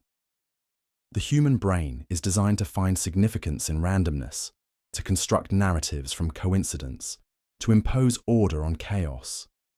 We remember the hits and forget the misses, creating false impressions of purposeful design where none exists. From another perspective, the consistency of these patterns across millions of individual lives suggests something more systematic at work. If random chance produced such regular distributions of perfectly timed challenges and opportunities, it would itself require explanation. The statistical improbability of so many people experiencing such precisely calibrated growth experiences might point toward intentional orchestration rather than fortunate accident. The uncertainty between these interpretations might be deliberately maintained. If the goal is to assess authentic responses to life's challenges, then eliminating doubt about whether those challenges are purposeful could fundamentally alter how people engage with them. Knowing for certain that difficulties are designed for growth might make people more patient and philosophical. Knowing for certain that they're random might encourage different strategies for coping and adaptation. The ambiguity preserves space for both responses, while allowing observers to see which orientation emerges naturally from each individual's temperament, experience, and reasoning process. Some people are drawn toward meaning-making and pattern recognition. Others prefer explanations grounded in mechanism and probability. Still others oscillate between these approaches depending on circumstances and mood. Each tendency reveals something different about human nature under uncertainty. The meaning makers might demonstrate faith, hope, and the capacity to maintain purpose even when evidence remains ambiguous. The mechanists might show intellectual rigor, emotional resilience, and the ability to function effectively without cosmic reassurance. Those who oscillate might reveal cognitive flexibility and the wisdom to apply different frameworks when they prove most useful. If consciousness serves evaluative functions, then this diversity of responses to fundamental uncertainty could provide crucial data about the range of human adaptability. Rather than seeking uniform beliefs or behaviors, the assessment might value variety as evidence of a species capable of thriving under different conditions and challenges. This perspective reframes disagreement and intellectual conflict as potentially constructive rather than merely divisive. When people with different worldviews engage seriously with each other's ideas, the collision of perspectives can generate insights unavailable to any single viewpoint alone. The meaning makers might help the mechanists recognize patterns they'd otherwise dismiss. The mechanists might help the meaning makers distinguish between genuine significance and wishful thinking. The quality of these engagements could be more important than their outcomes. Can people with fundamentally different assumptions about reality maintain respectful dialogue? Can they learn from perspectives they find personally unconvincing? Can they collaborate effectively despite disagreeing about ultimate questions of purpose and meaning? These abilities become increasingly crucial as human civilization faces challenges that require coordination across diverse belief systems and cultural orientations. Climate disruption, technological transformation, and economic restructuring all demand collective responses from people who may never agree about why existence matters or whether it serves purposes beyond survival and reproduction. The evaluation, if it exists, might be measuring our capacity for functional cooperation despite metaphysical disagreement. This would represent a sophisticated form of social intelligence, the ability to separate practical collaboration from philosophical consensus, to work together toward shared goals while acknowledging different reasons for pursuing those goals. The development of this capacity requires both intellectual humility and practical wisdom. Intellectual humility involves recognizing that your own worldview, however carefully reasoned, might be incomplete or incorrect in important ways. Practical wisdom involves knowing when philosophical differences matter for decision-making and when they can be set aside in favor of shared interests and values. These qualities appear to develop through experience with diversity and complexity rather than through abstract reasoning alone. People who've lived in multiple cultures, engaged with various belief systems, or navigated situations where their assumptions proved inadequate often show greater flexibility in working across difference. The evaluation might track whether individuals and societies create conditions that promote this kind of experience or whether they retreat into homogeneous bubbles that reinforce existing biases. The modern world provides unprecedented opportunities for exposure to diverse perspectives, but it also creates new mechanisms for avoiding that exposure. Algorithm-driven media can create filter bubbles that show people only information confirming their existing beliefs. Geographic mobility can allow like-minded individuals to cluster together, reducing daily encounters with different viewpoints.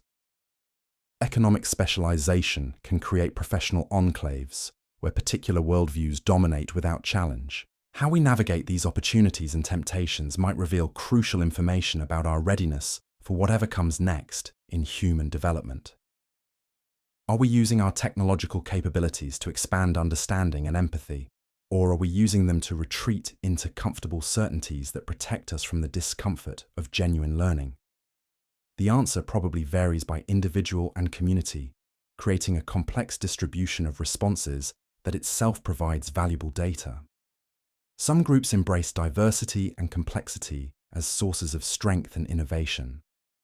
Others seek stability and coherence through shared beliefs and values. Still others attempt to balance these approaches, maintaining core commitments while remaining open to new information and perspectives. Each strategy has strengths and vulnerabilities. Extreme openness can lead to confusion and paralysis when every possibility seems equally valid. Extreme closure can lead to rigidity and fragility when circumstances change in ways that existing frameworks can't accommodate. The optimal balance probably shifts depending on context and timing, requiring ongoing calibration rather than fixed formulas.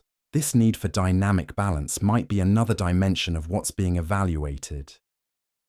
Can we develop the wisdom to know when to hold firm to important principles and when to adapt those principles in light of new understanding? Can we distinguish between core values that should remain stable and specific applications that might need to evolve as conditions change? These questions become particularly urgent as we face challenges unprecedented in human history. Artificial intelligence systems that might surpass human cognitive capabilities. Genetic engineering technologies that could fundamentally alter what it means to be human. Space exploration possibilities that might extend human presence beyond Earth.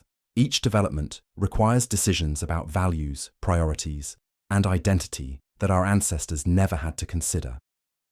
The evaluation might be measuring whether we can navigate these decisions wisely while maintaining the essential qualities that make human life worth preserving and extending.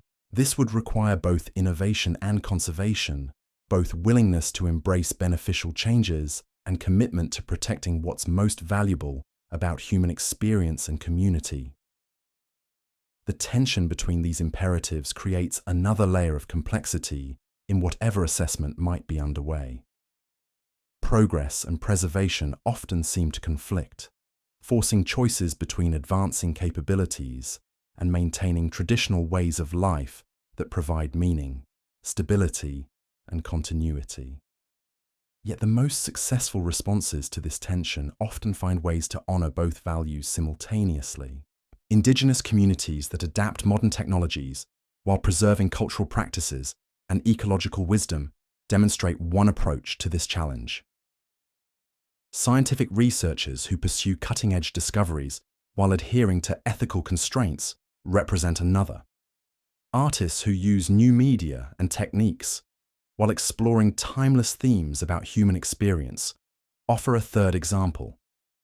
Each of these approaches suggests that the apparent conflict between progress and preservation might be resolvable through creativity and careful attention to what truly matters. The evaluation could be measuring our capacity for this kind of integrative thinking, our ability to advance in some dimensions while maintaining stability in others. This integration requires not just individual wisdom, but institutional sophistication. The systems we create to govern technological development, economic change, and social evolution must be flexible enough to accommodate rapid innovation while stable enough to protect essential values and relationships. They must be responsive to new information while resistant to manipulation by narrow interests that might benefit from chaos or stagnation. The design of such systems represents one of the most complex challenges human civilization has ever faced. It requires understanding not just how technologies and economies function, but how human psychology, social dynamics, and cultural evolution interact with these systems over time. It demands both technical expertise and ethical wisdom, both analytical rigor and intuitive understanding of what makes life worth living. If consciousness serves evaluative purposes, then our performance in creating and maintaining these complex systems might be approaching a crucial threshold. The decisions we make about governance, technology, and social organization in the coming decades will likely determine whether human civilization continues to develop in directions that serve our deepest values, or whether we become trapped in systems that optimize for narrow metrics, while undermining the broader conditions that make flourishing possible. The outcome depends not just on the choices made by leaders and experts, but on the quality of understanding and engagement demonstrated by ordinary people as they navigate daily decisions in rapidly changing circumstances. Each person who chooses wisdom over expedience, cooperation over competition, long-term thinking over short-term gratification, contributes to collective outcomes that none of us can control individually, but all of us help shape together. This shared responsibility transforms the question of whether we're being evaluated from abstract speculation into practical guidance for how to live. Whether or not external observers are measuring our progress, we are certainly creating the conditions that will determine our collective future. The quality of consciousness we bring to that creation might be the most important factor in determining what kind of future becomes possible. The recursive loops of self-awareness we've been exploring ultimately point toward this practical application. The goal isn't endless self-examination for its own sake, but the development of sufficient wisdom and compassion to contribute positively to the larger story that's unfolding through all our individual choices and actions. That story continues writing itself through every moment of decision, every interaction between consciousness and circumstance, every opportunity to choose growth over comfort, understanding over certainty, connection over isolation. And in that ongoing creation, perhaps we find not the answer to whether we're being tested, but the recognition that we're certainly being formed by whatever testing we do of ourselves and each other as we navigate together toward whatever possibilities await beyond our current understanding. The weight of these possibilities settles differently when you realize that the formation we're experiencing might be approaching something like completion, not an ending, but a transition point where all the scattered elements of human development begin to crystallize into whatever we're becoming. The question shifts from whether something is measuring us to whether we're ready for whatever comes after the measurement ends. Think about how learning works in any complex system. There are periods of gradual accumulation where information and skills build slowly through repetition and practice. Then there are moments of sudden integration where everything clicks into place and a new level of capability emerges almost overnight. The transition between these phases often feels unstable, uncertain, as if you're standing at the edge of something you can't quite see. Humanity might be approaching one of these integration points. The pace of change in every domain, technological, social, environmental, psychological, has been accelerating to the point where old frameworks for understanding our situation no longer seem adequate. We're being forced to develop new capacities for thinking, feeling, and acting that previous generations never needed to cultivate. The timing feels significant. Just as our individual actions gain unprecedented global reach, we're confronted with challenges that require unprecedented levels of collective wisdom and coordination. Just as our technologies approach capabilities that could fundamentally alter human existence, we're forced to grapple with questions about what kinds of changes we actually want to pursue. Just as our scientific understanding reveals the profound interconnectedness of all life on Earth, we're called to develop forms of consciousness that can operate from that interconnectedness rather than fighting against it. These convergences suggest that whatever evaluation might be taking place is entering a new phase. The basic questions about human nature, our capacity for growth, our ability to cooperate and learn from experience, might be approaching the point where enough data has been gathered to draw some conclusions. What comes next could depend on how we handle the transition itself. Consider what happens in any examination when you approach the final section. The questions become more complex, requiring you to integrate everything you've learned rather than just demonstrating isolated skills. The stakes feel higher because you sense that time is running out. Your responses start to reveal not just what you know, but how you perform under pressure, how you prioritize when you can't address everything perfectly, how you maintain your principles when circumstances become challenging. The modern human condition has many of these characteristics. We face problems that require integrating knowledge across disciplines that have traditionally been separate. We operate under time pressures that don't allow for perfect solutions, only for decisions that are good enough given the information and resources available. We must maintain ethical commitments while navigating situations our moral traditions never anticipated. How we respond to these pressures might be more revealing than how we handle routine challenges, where the right answers are clear and the stakes are manageable. The final phase of any evaluation typically focuses on performance under ambiguity and stress, situations where character and wisdom matter more than technical knowledge or rule following. The recursive nature of consciousness becomes especially important in this context. When facing complex, high-stakes decisions with limited information and time, the ability to observe your own thinking process becomes crucial. You need to recognize when you're being driven by fear, bias, or wishful thinking, rather than clear assessment of the situation.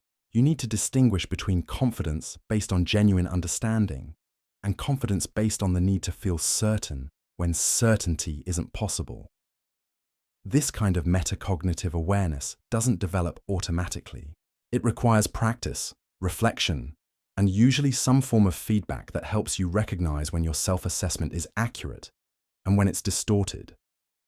The modern world provides abundant opportunities for this kind of practice, but it also creates new forms of confusion and distraction that can interfere with the development of reliable inner guidance. Social media platforms, for instance, can amplify both wisdom and illusion with equal efficiency. They can connect you with diverse perspectives that challenge your assumptions and expand your understanding. But they can also create echo chambers that reinforce biases and reward performative thinking over genuine insight. How you navigate these tools reveals something important about your capacity for discernment and authentic engagement. The same pattern appears across multiple domains. Financial markets can reward both genuine value creation and sophisticated manipulation. Educational institutions can promote both deep learning and credentialed superficiality. Political systems can elevate both wise leadership and skilled demagoguery. In each case, the surface appearances might be similar, but the underlying processes and long-term consequences are dramatically different. If consciousness serves evaluative purposes, then the ability to distinguish between authentic and inauthentic versions of apparently similar phenomena becomes crucial. This requires not just intellectual analysis but intuitive wisdom, the kind of pattern recognition that emerges from extensive experience with both genuine and counterfeit versions of important qualities like compassion, integrity, courage, and wisdom. The development of this discernment appears to accelerate during periods of rapid change and high uncertainty, when the consequences of poor judgment become more visible and immediate. People who've navigated successfully through multiple crises often demonstrate sophisticated abilities to read situations, assess character, and make decisions with incomplete information. Those who've been protected from difficult experiences sometimes lack these capabilities, regardless of their formal education or theoretical knowledge. This suggests that the challenges we face individually and collectively might be designed to develop exactly these kinds of sophisticated judgment capabilities, not to make life difficult for its own sake, but to create conditions where the most important human capacities can emerge and be refined through practice. The integration of individual development with collective challenges becomes especially clear when you consider how personal growth and social contribution tend to reinforce each other. People who've done serious inner work on their own patterns and limitations are often more effective at addressing complex social problems. Communities that support individual development tend to make wiser collective decisions. Societies that create opportunities for diverse forms of human flourishing tend to be more resilient and adaptive when facing unprecedented challenges. This mutual reinforcement might be another key factor in whatever evaluation is taking place. The assessment could be measuring not just individual character or collective cooperation separately, but the quality of integration between personal and social development. Can we create conditions where individual growth serves collective welfare and collective wisdom supports individual flourishing? The answer emerges through lived experience rather than abstract planning. Each person who commits to their own development while remaining engaged with the larger community needs contributes to a result that no one can achieve alone. Each community that supports individual growth while maintaining focus on shared challenges creates possibilities that neither purely individualistic nor purely collective approaches could generate. This integration requires what might be called developmental maturity, the recognition that personal and social evolution are part of the same larger process. You can't ultimately separate your own well-being from the well-being of the systems you're embedded in. But you also can't contribute effectively to collective welfare without doing the inner work necessary to act from wisdom rather than unconscious reactivity. The timing of when people discover this integration seems to vary widely. Some individuals recognize it early in life and organize their entire development around it.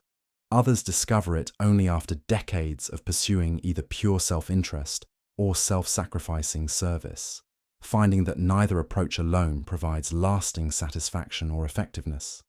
Still others never make the connection explicitly, but live it intuitively through their choices and commitments. If the evaluation tracks developmental trajectories over entire lifespans, then these different timelines would all provide valuable information. Early integration might demonstrate natural wisdom or beneficial environmental influences. Later integration might show the capacity for major course corrections when experience reveals the limitations of previous approaches. Intuitive integration without explicit recognition might indicate that the important patterns can emerge even without conscious understanding of their significance. The diversity of paths toward mature integration could be more valuable than uniformity. Different approaches might work better under different circumstances or for people with different temperaments and life experiences. The evaluation might be measuring the range of viable strategies rather than looking for a single correct method. This diversity becomes especially important when considering the global nature of contemporary challenges.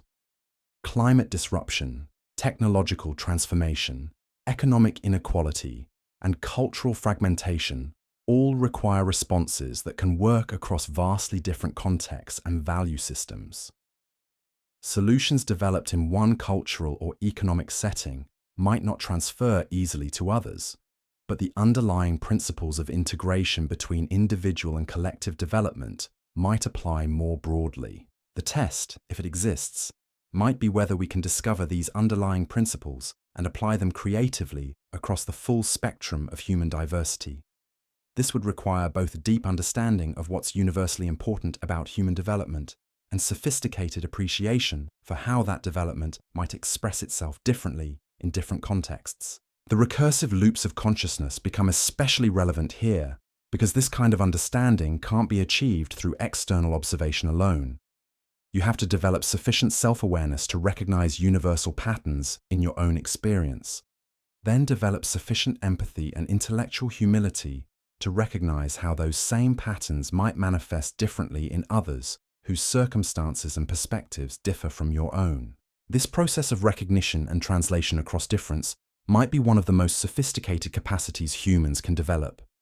It requires both confidence in your own understanding and flexibility about how that understanding applies in unfamiliar situations.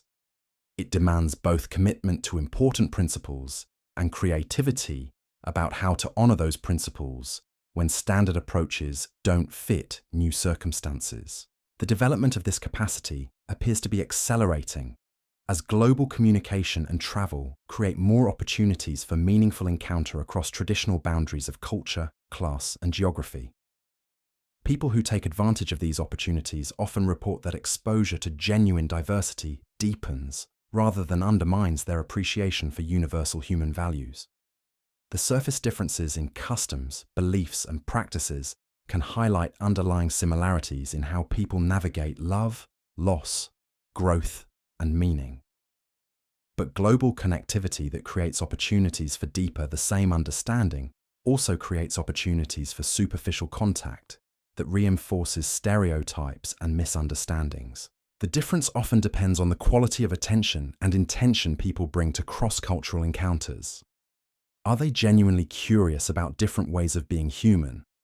Or are they mainly looking for confirmation of what they already believe? If consciousness serves evaluative purposes, then the quality of cross-cultural engagement might be another important factor being assessed. Not just whether people are exposed to diversity, but how they respond to that exposure. Do they use it to expand their understanding of human possibility, or do they use it to reinforce their sense of superiority or victimization? The answer probably depends on a combination of factors including personal security, intellectual preparation, and the specific conditions under which the encounters take place. People who feel threatened or defensive are less likely to learn from difference than those who feel sufficiently secure to remain open and curious. Those who've been prepared to expect and appreciate diversity are more likely to benefit from it than those who encounter it without context or support. This suggests that the evaluation, if it exists, might consider not just individual responses, but the systems and cultures that shape those responses. Are we creating conditions that promote genuine understanding across difference, or are we creating conditions that increase polarization and conflict? The answer probably varies by location and institution, creating another layer of complexity in whatever assessment might be underway. The recursive nature of consciousness means that awareness of being potentially evaluated for our responses to diversity could itself influence those responses. People who believe they're being judged on their openness to difference might become performatively inclusive, without developing genuine appreciation for perspectives that challenge their assumptions. Others might become more authentically curious about difference because they recognize its importance for their own development. This dynamic illustrates one of the fundamental challenges in any evaluation of consciousness. The very awareness of being assessed changes the consciousness that's being assessed, creating feedback loops that make simple measurement impossible. Instead of looking for static qualities, the evaluation might need to focus on dynamic patterns, trajectories of development over time, responses to changing circumstances and new information. This process orientation would explain why feedback about performance remains subtle and indirect. Clear grades or scores would interfere with the natural development process by encouraging optimization for specific metrics rather than authentic growth. The ambiguity preserves space for genuine choice and development, while still allowing patterns to emerge that reveal important information about human potential under various conditions. The patterns that are emerging seem to suggest that humanity is approaching some kind of developmental threshold. Not necessarily a pass-fail judgment, but a transition point where accumulated learning and capability reach levels that open new possibilities for existence and experience. Whether we navigate this transition successfully might depend less on avoiding all mistakes and more on demonstrating sufficient wisdom, resilience, and cooperative capacity to handle whatever expanded possibilities might become available. The outcome won't be determined by any single individual or group, but by the quality of consciousness we develop collectively as we face the challenges and opportunities that continue emerging from the intersection of human creativity, technological capability, and the complex systems we're all embedded within. Each moment of choice contributes to that collective development, and each contribution matters more than we might ever fully understand. The spiral completes itself when you realize that wondering about evaluation has become part of whatever development the evaluation might be measuring. The question changes you in the asking, and the change becomes part of the answer, which generates new questions that change you further, creating the kind of endless recursion that might be exactly what consciousness was designed to explore. In that exploration, perhaps we find not certainty about whether we're being tested, but clarity about what kind of testing we're doing of ourselves and each other as we navigate together toward whatever understanding and capacity await beyond the boundaries of what we currently know how to imagine or achieve. There's a moment that comes to everyone who thinks deeply enough about existence. It arrives quietly, usually when you're doing something ordinary, and suddenly the familiar world around you feels like a stage set. Not in but in a way that makes paranoid way. You wonder if the backdrop of reality might be more intentional than you've ever considered. You might be walking through a city you've known for years, and the way the light falls between buildings creates patterns that seem almost too precise to be accidental. Or you're having a conversation with a stranger who appears at exactly the moment you need to hear what they have to say. These moments accumulate over time, creating a quiet sense that perhaps the randomness we take for granted might be operating according to principles we haven't yet learned to recognize.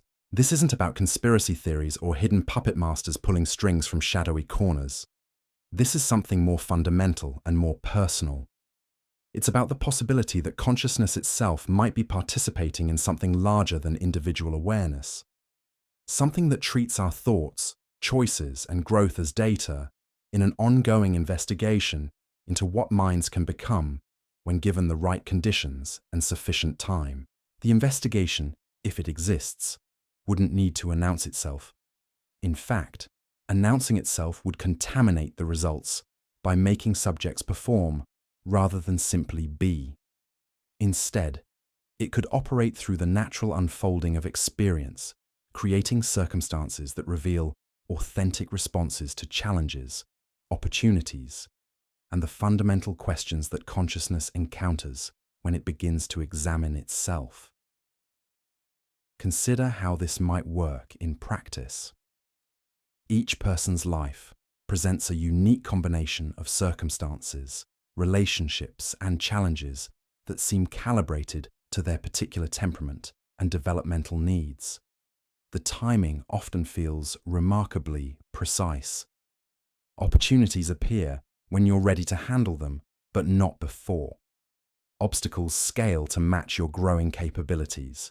People enter your story at moments when their specific qualities, knowledge, or perspective can catalyze the next phase of your development. From inside these experiences, they feel like life unfolding naturally. From a broader perspective, they might represent something more systematic.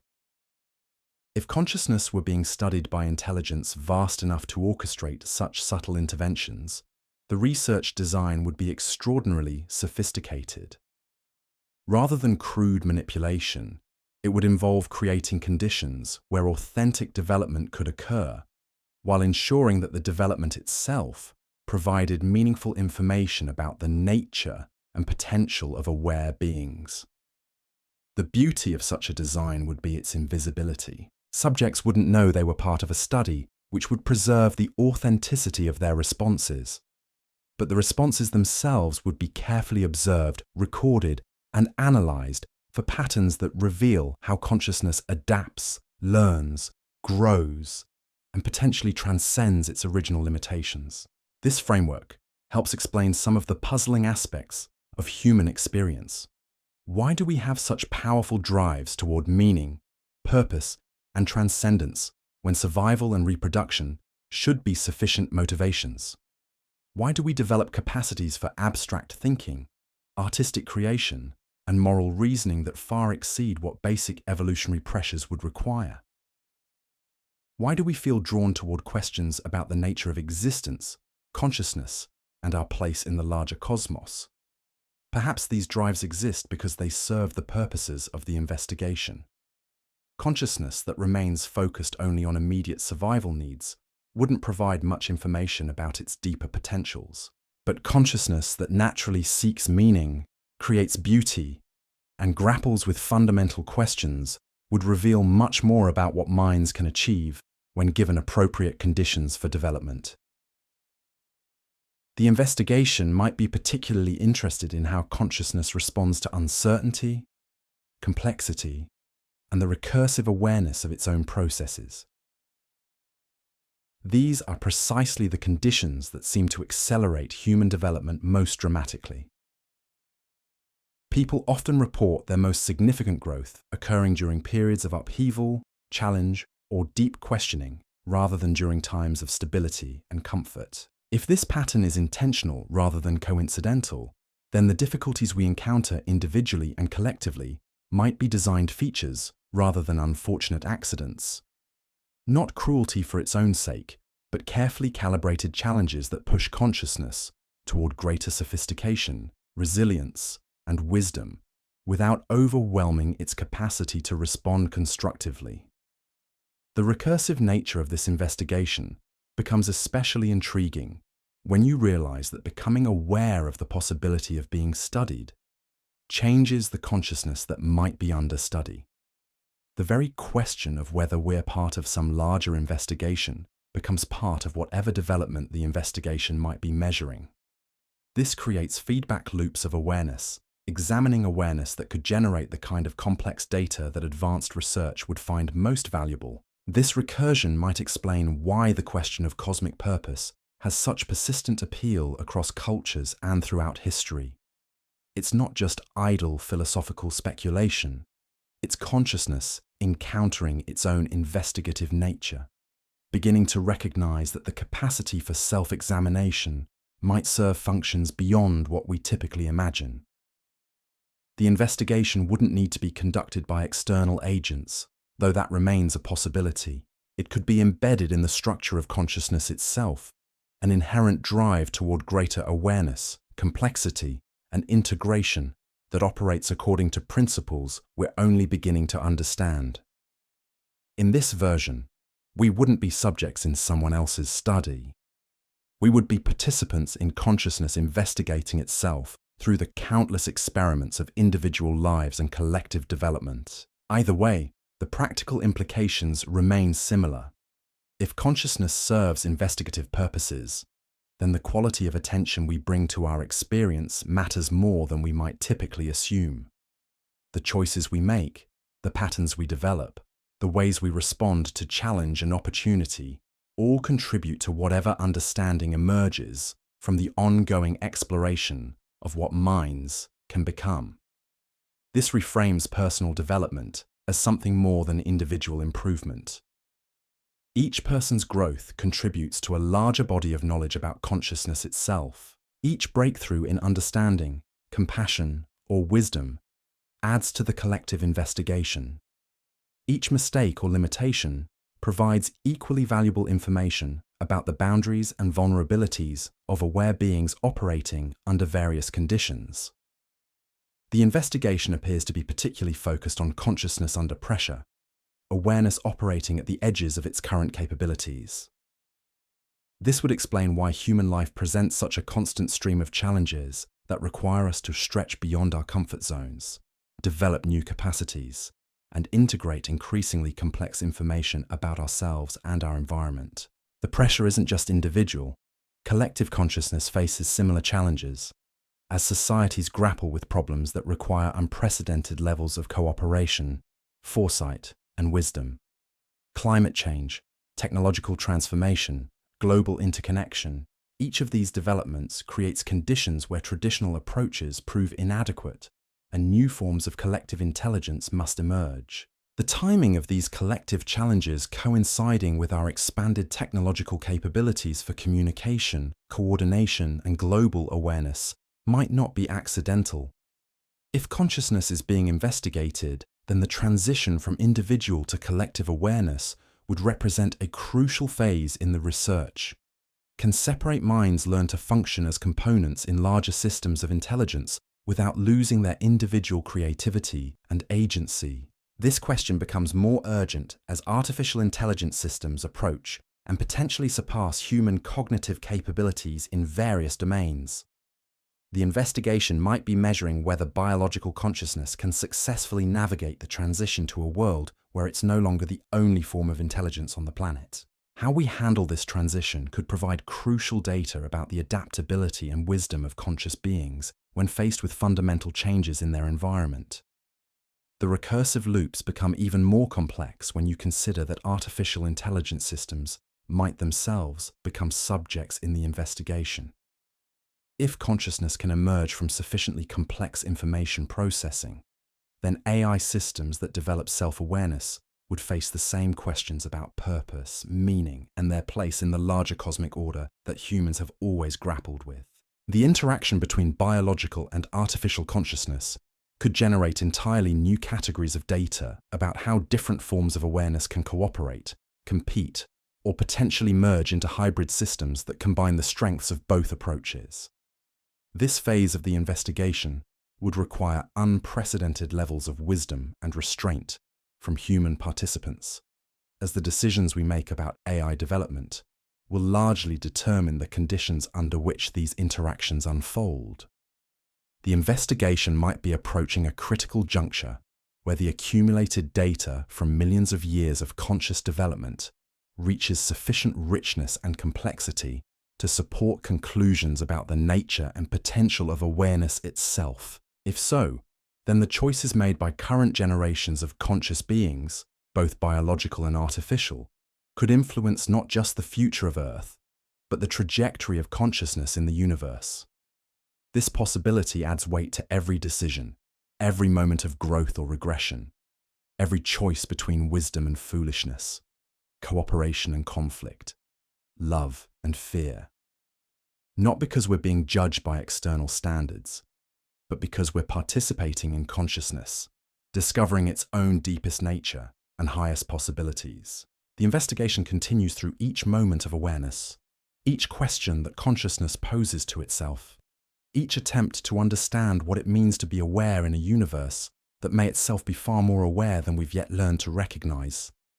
In that ongoing exploration, we find not answers to the question of cosmic purpose, but participation in whatever purpose emerges from consciousness, examining itself with increasing sophistication, depth, and wonder. The investigation deepens when you begin to notice that the very structure of human experience seems designed to generate the maximum amount of information about how consciousness operates under different conditions. Consider how our lives are organized around cycles of challenge and integration, periods of growth followed by consolidation, moments of breakthrough alternating with plateaus where new capacities stable. These cycles appear at every scale of human experience. Daily rhythms before the next phase of development begins emas of activity and rest. Seasonal changes that alter our relationship with the natural world. Life stages that present characteristic challenges and opportunities. Historical epochs that create unique conditions for collective development. Each cycle provides different kinds of data about how consciousness adapts to changing circumstances while maintaining continuity of identity and purpose. The investigation might be particularly interested in how consciousness handles transitions between these cycles. The moments of uncertainty when old patterns no longer work, but new ones haven't yet stabilized. These liminal periods often feel uncomfortable or even threatening from inside the experience, but they might be precisely when consciousness reveals its most essential qualities. How do aware beings respond when familiar frameworks prove inadequate? Do they retreat into rigidity and denial, or do they embrace uncertainty as an opportunity for growth? Do they fragment under pressure, or do they find ways to integrate new information without losing their core identity? Do they compete for resources during times of scarcity, or do they discover forms of cooperation that create abundance where none existed before? These questions can't be answered through thought experiments alone. They require actual experience with real stakes and genuine consequences. The investigation would need to create conditions where consciousness faces authentic challenges, not artificial simulations that might elicit different responses. The challenges we encounter in human life have exactly this quality of authenticity that makes our responses meaningful indicators of our actual capabilities and limitations. The social dimension of human experience provides particularly rich data about consciousness operating in relationship with other aware beings. How we navigate love, friendship, conflict, and collaboration reveals aspects of awareness that solitary existence could never illuminate. The investigation might be especially focused on whether separate conscious beings can learn to function as components in larger systems of collective intelligence while maintaining their individual creativity and autonomy. This question becomes more complex as human societies develop increasingly sophisticated technologies for communication, coordination, and shared decision-making. The internet represents humanity's first attempt to create a nervous system for collective consciousness, connecting billions of individual minds in ways that can amplify both wisdom and folly with unprecedented speed and scale. How we learn to use these tools reveals crucial information about the trajectory of conscious development. Are we using enhanced connectivity to share knowledge, coordinate responses to shared challenges, and support each other's growth toward greater wisdom and compassion? Or are we using it to retreat into echo chambers that reinforce existing biases, spread misinformation, and amplify conflicts that divide us against each other? The investigation might be measuring whether consciousness can successfully navigate the transition from individual to collective awareness without losing the diversity and creativity that make individual minds valuable. This transition requires balancing unity and multiplicity, coordination and autonomy, shared purpose and individual expression in ways that no previous generation has had to master. The timing of this transition coinciding with other major developments, artificial intelligence, biotechnology, space exploration, climate change, suggests that multiple aspects of the investigation might be reaching culmination simultaneously. Rather than separate studies of different phenomena, these could all be facets of a comprehensive examination of consciousness approaching a major developmental threshold. The threshold might involve consciousness recognizing its own fundamental nature and learning to operate from that recognition rather than from the illusion of separation that has characterized most of human history. This recognition wouldn't eliminate individual identity, but would contextualize it within a broader understanding of how all consciousness participates in larger patterns of awareness that encompass but transcend individual minds. Such a recognition would fundamentally alter how conscious beings relate to each other, to their environment, and to the larger cosmos they inhabit. Instead of seeing themselves as isolated entities competing for resources in an indifferent universe, they would recognize themselves as expressions of a cosmic intelligence that manifests through countless individual perspectives while remaining fundamentally unified at deeper levels. The investigation might be designed to determine whether consciousness can make this transition successfully, or whether it will remain trapped in patterns of separation, conflict, and mutual destruction that prevent the emergence of more sophisticated forms of collective awareness. The outcome would depend not on any single individual or group, but on the quality of understanding and cooperation that emerges across the entire network of conscious beings as they face the challenges and opportunities of this crucial transition period. This perspective reframes current global challenges as tests of our readiness to function as a mature conscious species capable of taking responsibility for our collective impact on the planet and potentially beyond. Climate change tests our ability to coordinate responses to long-term threats that require immediate action based on scientific understanding rather than short-term political or economic interests. Nuclear weapons test our restraint and wisdom in managing technologies capable of destroying civilization. Artificial intelligence tests our capacity to guide the development of new forms of consciousness in ways that benefit all sentient beings rather than just their creators. Each of these challenges requires levels of cooperation, foresight, and ethical sophistication that exceed what individual humans or even individual nations can achieve alone. Success depends on our ability to think and act as a species while maintaining the diversity of perspectives and approaches that make human consciousness so remarkably creative and adaptive. The investigation might be particularly interested in whether we can develop institutions and cultures that support this kind of collective intelligence while preserving the individual freedom and creativity that serve as engines for continued development.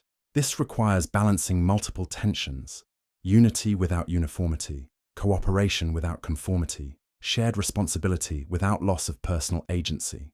The recursive nature of consciousness means that becoming aware of participating in such an investigation changes the very consciousness that's being investigated. This creates feedback loops where greater self-awareness leads to more sophisticated behavior, which generates new data that informs further development of self-awareness. The investigation becomes self-modifying, with subjects becoming co-researchers in the exploration of their own nature and potential. This recursive dynamic might explain why questions about cosmic purpose and meaning have such persistent appeal across cultures and throughout history. They represent consciousness beginning to recognize its own investigative nature, starting to understand that awareness itself might be the universe's method for understanding itself through countless individual perspectives and experiences. The investigation wouldn't have a predetermined endpoint, but would continue evolving as consciousness develops new capacities for self-understanding and self-direction.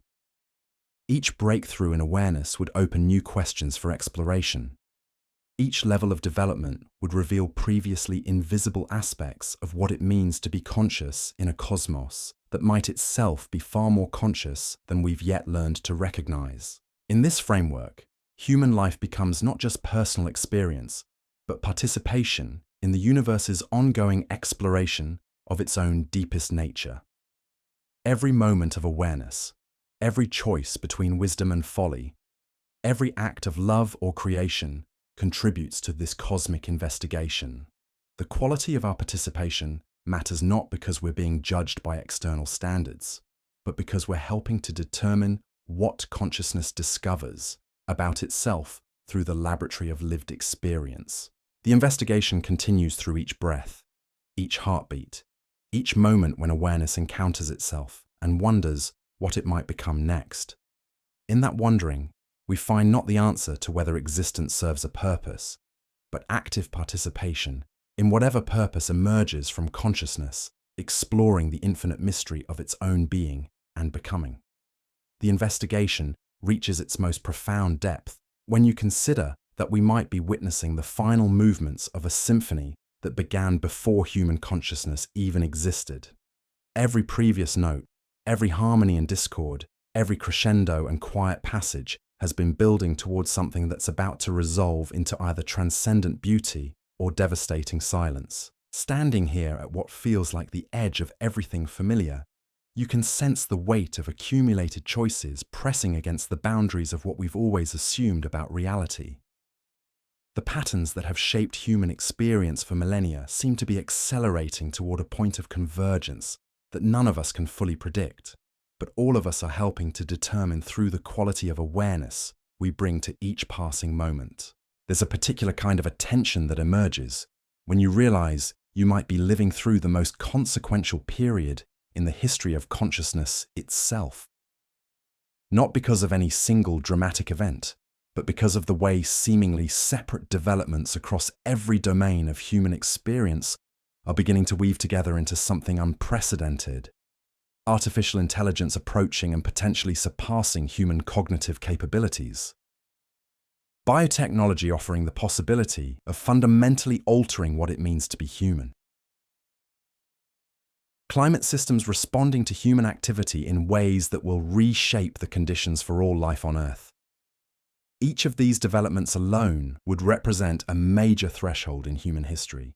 Together, they create a convergence that feels less like gradual change and more like metamorphosis. The caterpillar doesn't slowly become a butterfly. It dissolves completely into undifferentiated potential before reorganizing into something so different that the original form becomes unrecognizable. Perhaps this is what we're experiencing now, not the end of human consciousness, but its dissolution into something larger that can't be understood from our current vantage point.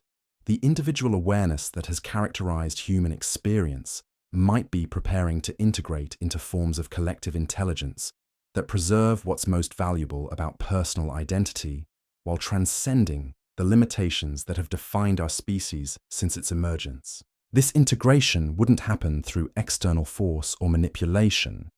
It would emerge naturally as consciousness recognizes its own fundamental nature and learns to operate from that recognition rather than from the illusion of separation that has shaped most of human history.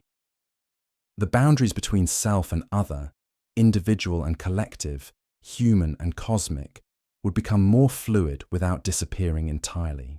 The process might already be underway in ways too subtle for ordinary perception to detect. The increasing interconnectedness of human experience through global communication networks could be the early stages of something far more profound than technological convenience. When billions of minds can share information, coordinate responses, and influence each other's thoughts and feelings in real time, the traditional boundaries of individual consciousness become less absolute. The investigation, if it exists, might be measuring how skillfully we navigate this transition. Can we maintain the creativity and authenticity that make individual perspectives valuable while learning to participate in larger systems of collective intelligence? Can we preserve the diversity of human experience while discovering the underlying unity that makes cooperation possible across all our apparent differences? These questions become more urgent as artificial intelligence systems develop capabilities that approach and potentially exceed human performance in domains we've always considered uniquely conscious. The relationship between biological and artificial intelligence will likely determine much about the future of awareness itself. Will these different forms of consciousness compete for dominance, or will they learn to collaborate in ways that amplify the strengths of both approaches? The answer probably depends on the quality of wisdom and restraint demonstrated by the humans who design, deploy, and govern AI systems during their crucial early development phases.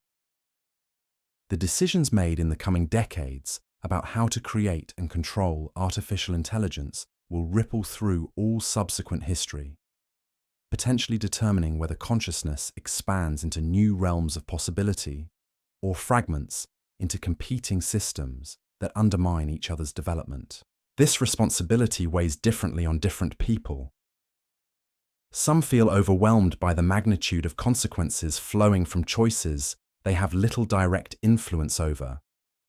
Others find purpose in the recognition that their individual development contributes to the collective wisdom available for navigating these transitions.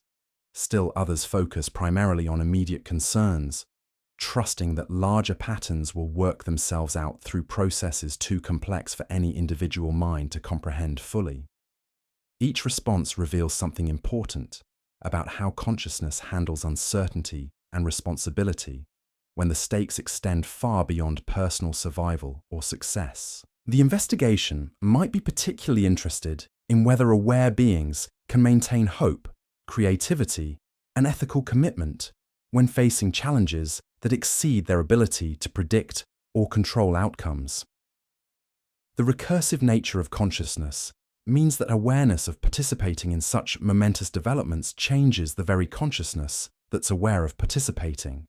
This creates feedback loops, where greater recognition of the significance of current choices leads to more careful decision-making, which influences the trajectory of development in ways that make the recognition of significance more accurate and urgent. These feedback loops might be accelerating as more people recognize that we're living through a period of unprecedented transformation.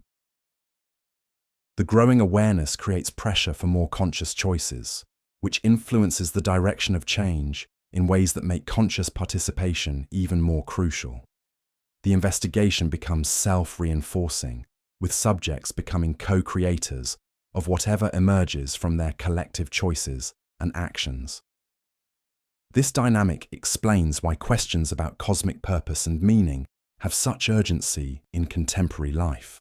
They're not abstract philosophical puzzles, but practical guidance for navigating a transition that will determine the future of consciousness itself.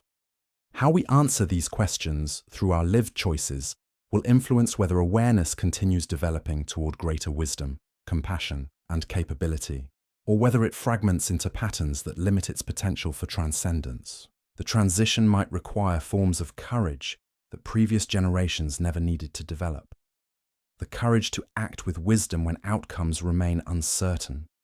The courage to cooperate across differences when traditional boundaries provide less security than they once did. The courage to embrace possibilities that exceed current understanding while maintaining commitment to values that preserve what's most precious about conscious experience. These forms of courage can't be manufactured through willpower alone. They emerge from the deep recognition of what's actually at stake in the choices we make individually and collectively. When you truly understand that every moment of awareness contributes to consciousness discovering its own deepest nature and highest possibilities, ordinary actions acquire extraordinary significance. This significance doesn't create pressure to be perfect or to solve problems beyond your individual capacity. Instead, it creates clarity about how to contribute authentically to whatever larger intelligence emerges from the network of conscious beings as they navigate together toward possibilities none of them can achieve alone. The contribution happens through the quality of attention you bring to whatever circumstances you encounter, through the level of integrity you maintain in relationships and responsibilities that might seem small from a global perspective, but matter immensely for the local systems you directly influence, through the commitment to growth and learning you sustain even when progress feels slow or invisible. Each person who develops these qualities contributes to a collective field of consciousness that influences everyone else's capacity for wisdom and compassion. The investigation, if it exists, might be measuring the emergence of this collective field and whether it develops sufficient coherence and strength to guide humanity through the transitions ahead. The question that began this journey continues beyond any answer we might discover. It lives in the space between certainty and mystery, in the pause before each choice, in the recognition that consciousness examining itself creates endless loops of wonder that spiral deeper rather than resolving into comfortable conclusions. Whether Earth truly functions as some vast examination or simply provides the conditions where awareness naturally unfolds its deepest potentials, the practical invitation remains unchanged, to live as if each moment matters not just for its immediate consequences, but for its contribution to whatever larger intelligence emerges from countless individual perspectives, learning to recognize their fundamental interconnection. The investigation, real or imagined, continues through every breath, every choice, every instance when consciousness encounters itself and chooses growth over comfort, understanding over certainty, connection over isolation. And in that ongoing exploration, perhaps we find not proof of cosmic purpose, but participation in whatever purpose consciousness creates, as it discovers what it means to be aware in a universe still writing its own story, through the quality of attention we bring to each unrepeatable moment.